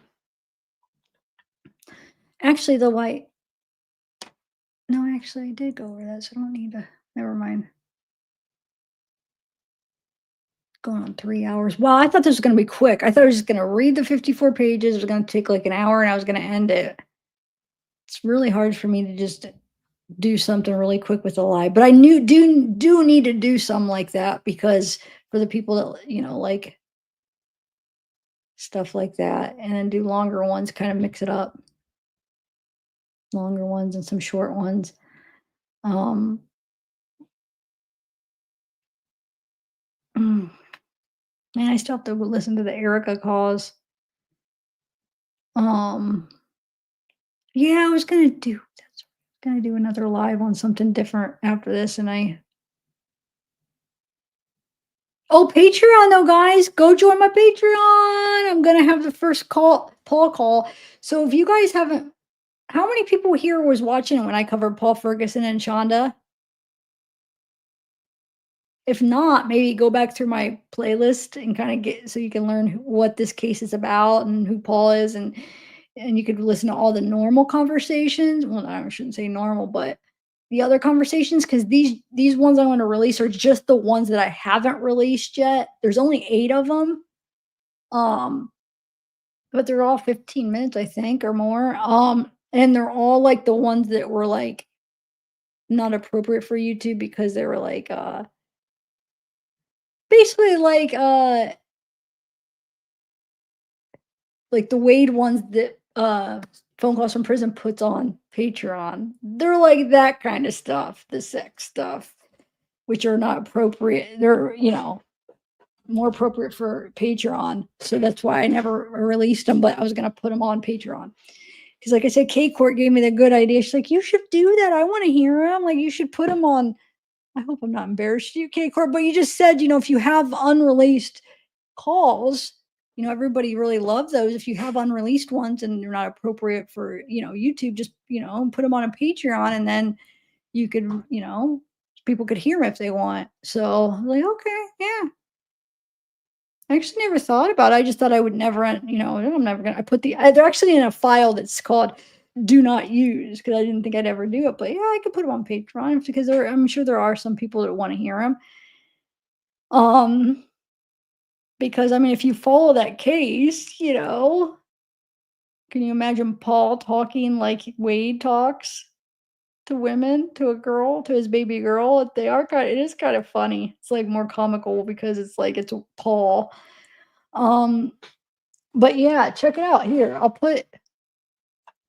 it is, my new, and you guys will be my first Patreons because this is my new one, guys. Here. They're funny though. Like, don't look at them like sex, look at them like comedy. Like, oh my God. Like, Paul has no experience. He's never been with a woman before. I mean, he even admits it. He talks about, which there's nothing wrong with it. He talks about it to baby girl, how he's a virgin. He's never been with anybody. So, like, somebody with like no experience trying to have phone sex with somebody that's like, baby girl's a lot older than him. So she's got more experience. Well, anybody, because if he doesn't have any experience, so I think she's like 20 years older than him. I forget what the age difference is. So it is kind of comical to listen. No, but they will be. I'm going to put the first, I'm not going to put them all on all at once. I'm going to do one at a time. I'm going to put the first one on tonight though. I'll try to be quick with it though, but I have to go through them to make sure, you know, which parts, for as far as doxing goes. So I have to go through them, and then so I already have the first two. Listen, they're just going to be audio though, because Patreon, I forgot how Patreon is. You can't upload or stream directly from Patreon. You have to do it from like an outside source. So you like link it to YouTube, so you could go through YouTube, or you go through Vimeo, or all these other platforms that cost a lot of money that I would barely ever use it. But I don't want to go put it through YouTube and do a video or a stream, because it's not like, YouTube appropriate. So they did say they offer this thing called early access, but it takes time to get your Patreon accepted. Like, you have to be in good standing, and I guess it takes a little bit of time to get in that you can eventually like put videos up on Patreon through Patreon. I don't know if I don't think you could do live streaming ever. It has to be through a different one. You have to like link it through a different source, But anyway, but I will never be able to do videos because I put it under 18 plus. So 18 plus, because it has to be. I can't not check the 18 plus. You know what I'm saying? Because it's definitely adult. It should be 18 plus to people to listen. So it's under 18 plus. So the 18 plus material, you can never get accepted to have where you could do a video. So you have to do links. So you could do like a Dropbox link, anything that has like a URL, like a link to it. But streaming, I remember like trying to figure out, how can I stream through it for streams? Like, I'm not going to pay, I think it was like 60, 70 bucks a month for Vimeo or the streaming, or like there's another stream, and it's like, I will never use it, but for page, I mean, it just wouldn't be worth it. And then you can't just like upload a video to Patreon. It has to have a link to it. But since this is just audio, I've never tried this before. There's this audio thing. This audio is different. You upload it and it's like a podcast thing. I tried to test it, so it should work good. So you upload it, since it's just audio, and it goes through like a certain server or something. I don't know, but it's just audio. So we should be good, because I'm not going to, like, normally, if you were able to upload a video through it, I would have like maybe put like a picture or a visual with it. But it's like, you know what? Since Patreon, I can't even do it. You got to do all these workarounds. It's only audio anyway. It's a jail call. So I'll just use their podcast thingy where you do audio. So I'm going to try. I've never tried it. So hopefully And for some reason, if it doesn't work, I'll just upload a video and do a Dropbox link or do something. But I'm sure the audio will work because I did a test where I just uploaded audio and it uploaded, but I didn't. It was before like anybody could check to see if it worked, but I'm sure it will. So yeah, it'll be just audio. I'm rambling, but so yeah, actually it is ready. I could do it right after this because I don't need to add any visuals. I already listened to it again and it doesn't have any doxing information, so I could just upload it. So let me know. I hopefully it'll every I hope I want Kate or whoever's in there like email me if it works. Good. So cuz I'll make sure that I get it so, it's going to be good. Oh, K-Core. Okay, good. So I'll do it right after this and then you could text me and let me know if it worked good. Um,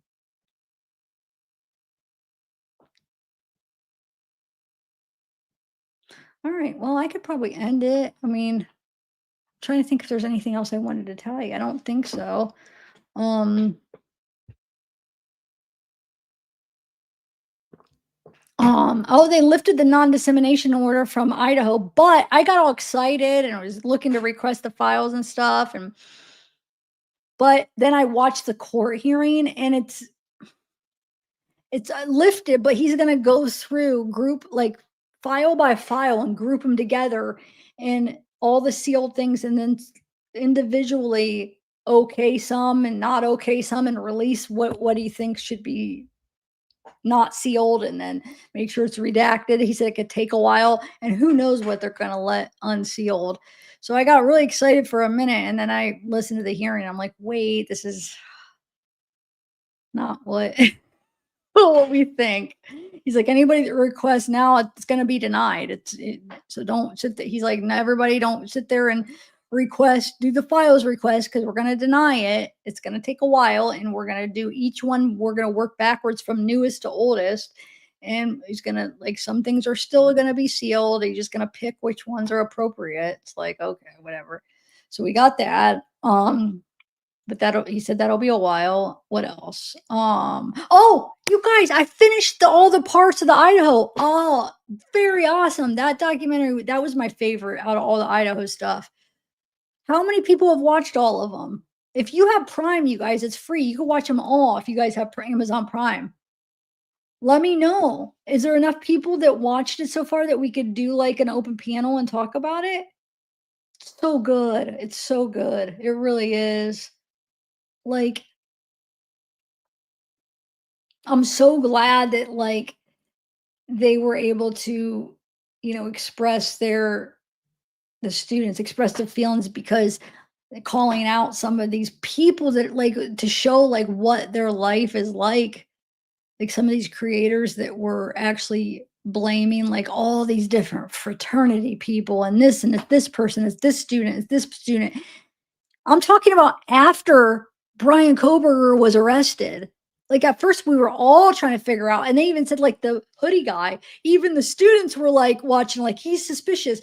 So before, like it makes sense because people were trying to figure it out. And like I said, even some of the people in the friend group and students were like looking into it and thinking hoodie guy, this guy. But then after they arrested Koberger, had DNA, doing this, and then people were still like blaming him. And it's one thing to think something or maybe share your thoughts, but it's like people were like going real life, threatening these people, sending them messages and threatening them and calling them murderers and stuff. Like, oh, so I'm glad that they were able to express their feelings and call out some people. And I thought it was really good. Look at her. She's laughing. This is when, oh my God, her friend, when he saw it is it's so her friend, the witness that they put up on the stand, I think that's this part, right, Alsam? He's up there on the stand, and he says, talking about hanging out with his friends, and he says, "Oh, we were just cutting it up." Like, first of all, I've never heard anybody use that slang or that saying to talk about, like, hanging out or whatever, but what horrible choice of words considering what she did to Shad. She cut him all up. I mean, she cut ugh. So he says that, and not only once, he says it a couple times. Why are you just cutting it up? Chopping it up. Sorry, was it chopping? Sorry, chopping. You're right, it is chopping it up. So I say I can't cutting or chopping because it's not a common thing. It's like, what does it even mean? I could see if it was like a common thing, but that's not it's obviously not something that a lot of people even know what it means. And it's fine if you want to use that, but to use it in a setting like this after what happened to your friend, that's kind of obviously you didn't do it on purpose, but oh my God. And she just laughed. I mean, she saw like that's just like, wow, did you really just say chopping it up? Oh my gosh. This trial was good.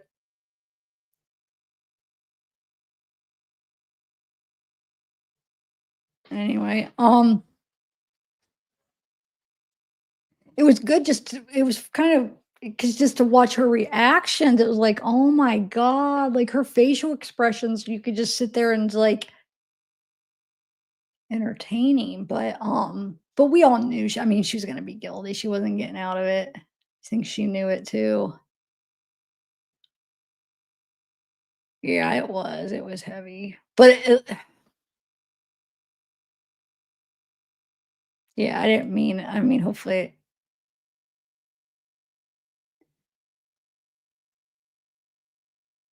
I wish I had this audio to see. I don't know why I took the audio off of this. Um, but yeah, no, it was good though. It was heavy. I mean, it's a disturbing case. It really is. Look at his it really is.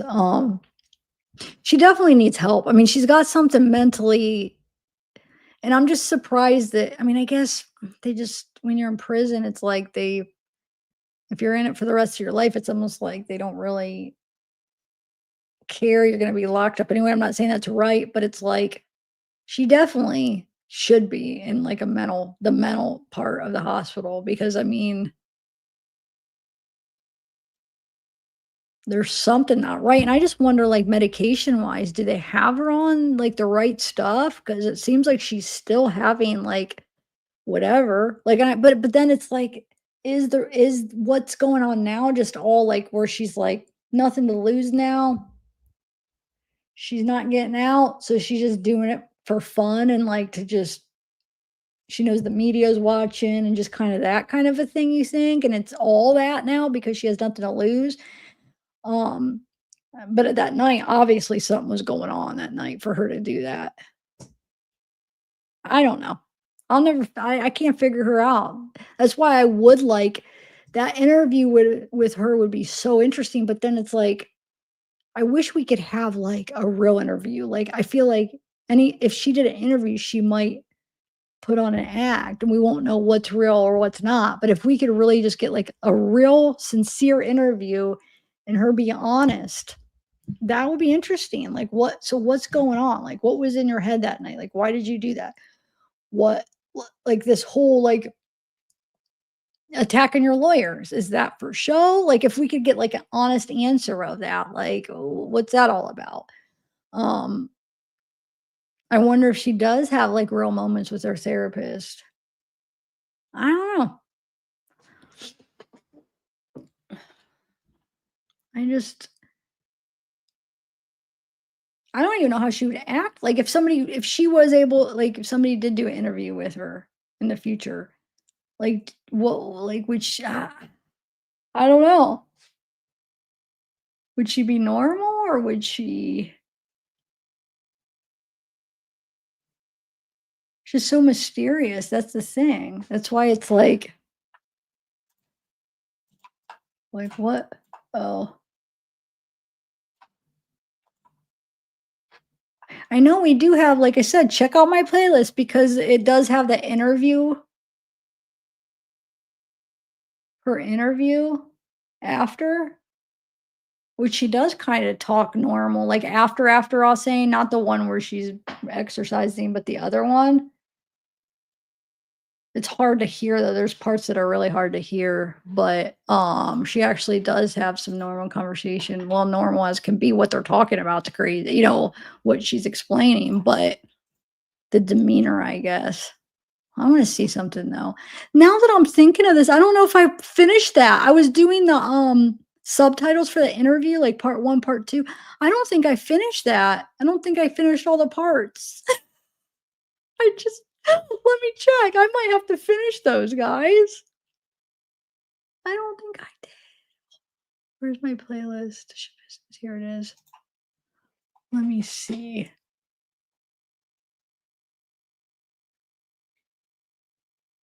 Oh, and then the car ride interview. You guys got to check. You check them out here. Here's my. I'll put it in the description for this too, but here's the playlist. I almost want to watch some of them again. They're just too much. Okay, let me find if I finish that. Okay, interrogation. I have part one.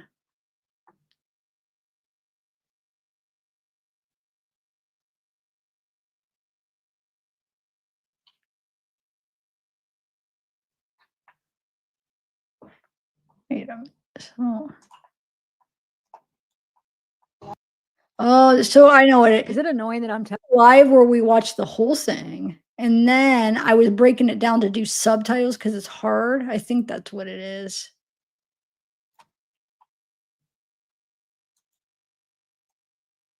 Hold on, maybe not. No. Did I not finish it? Maybe I didn't.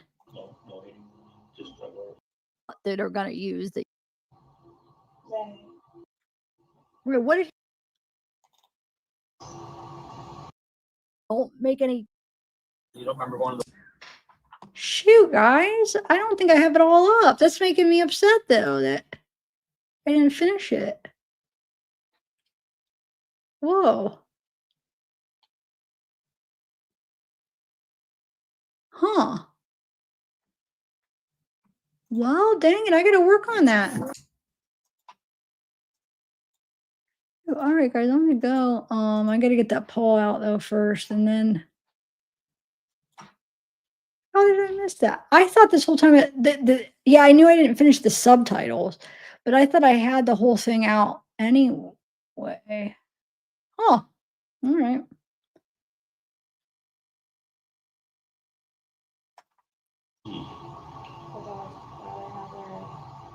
Let me see where I left. I swear. I hope I have. Okay, guys, I better go. I got a lot to do. I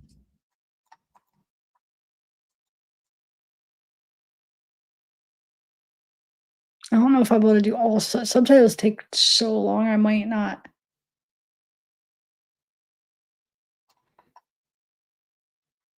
Do all of them in subtitles, but at least I want to get the whole interview up though.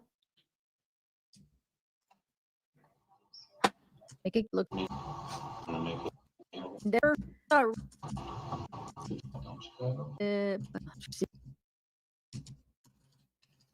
I'm trying to see. This is what I'm going through. I'm trying to see. Why I stopped. Hold on. This isn't the subtitles one. This is the one I thought I played it all.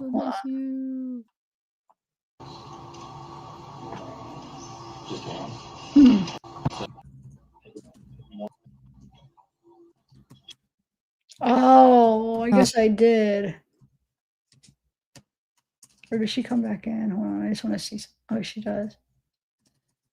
Oh, they cover it.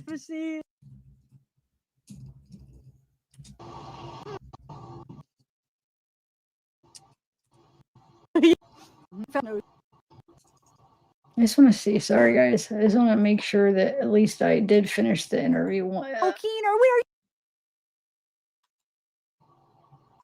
Right, I'm gonna go right here.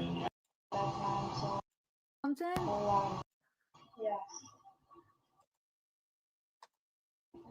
Gotta quit. I did. Okay, good. I do have the whole thing up. Unless she comes back, does she? Anyway, all right, guys. Sorry. I'm gonna go. I'm gonna get that poll up. Have a good day, everybody. I will see you probably tomorrow. But look for the Patreon. And if you guys don't, the link, I'm gonna put the new link in the description. But it's called Peeping Ears. I named that in my Patreon because the Paul that he named as Peeping. Okay, bye guys. Have a good one. I'm gonna put the Patreon link in the description. I'll put my playlist of this in the description, and I'll see you guys later.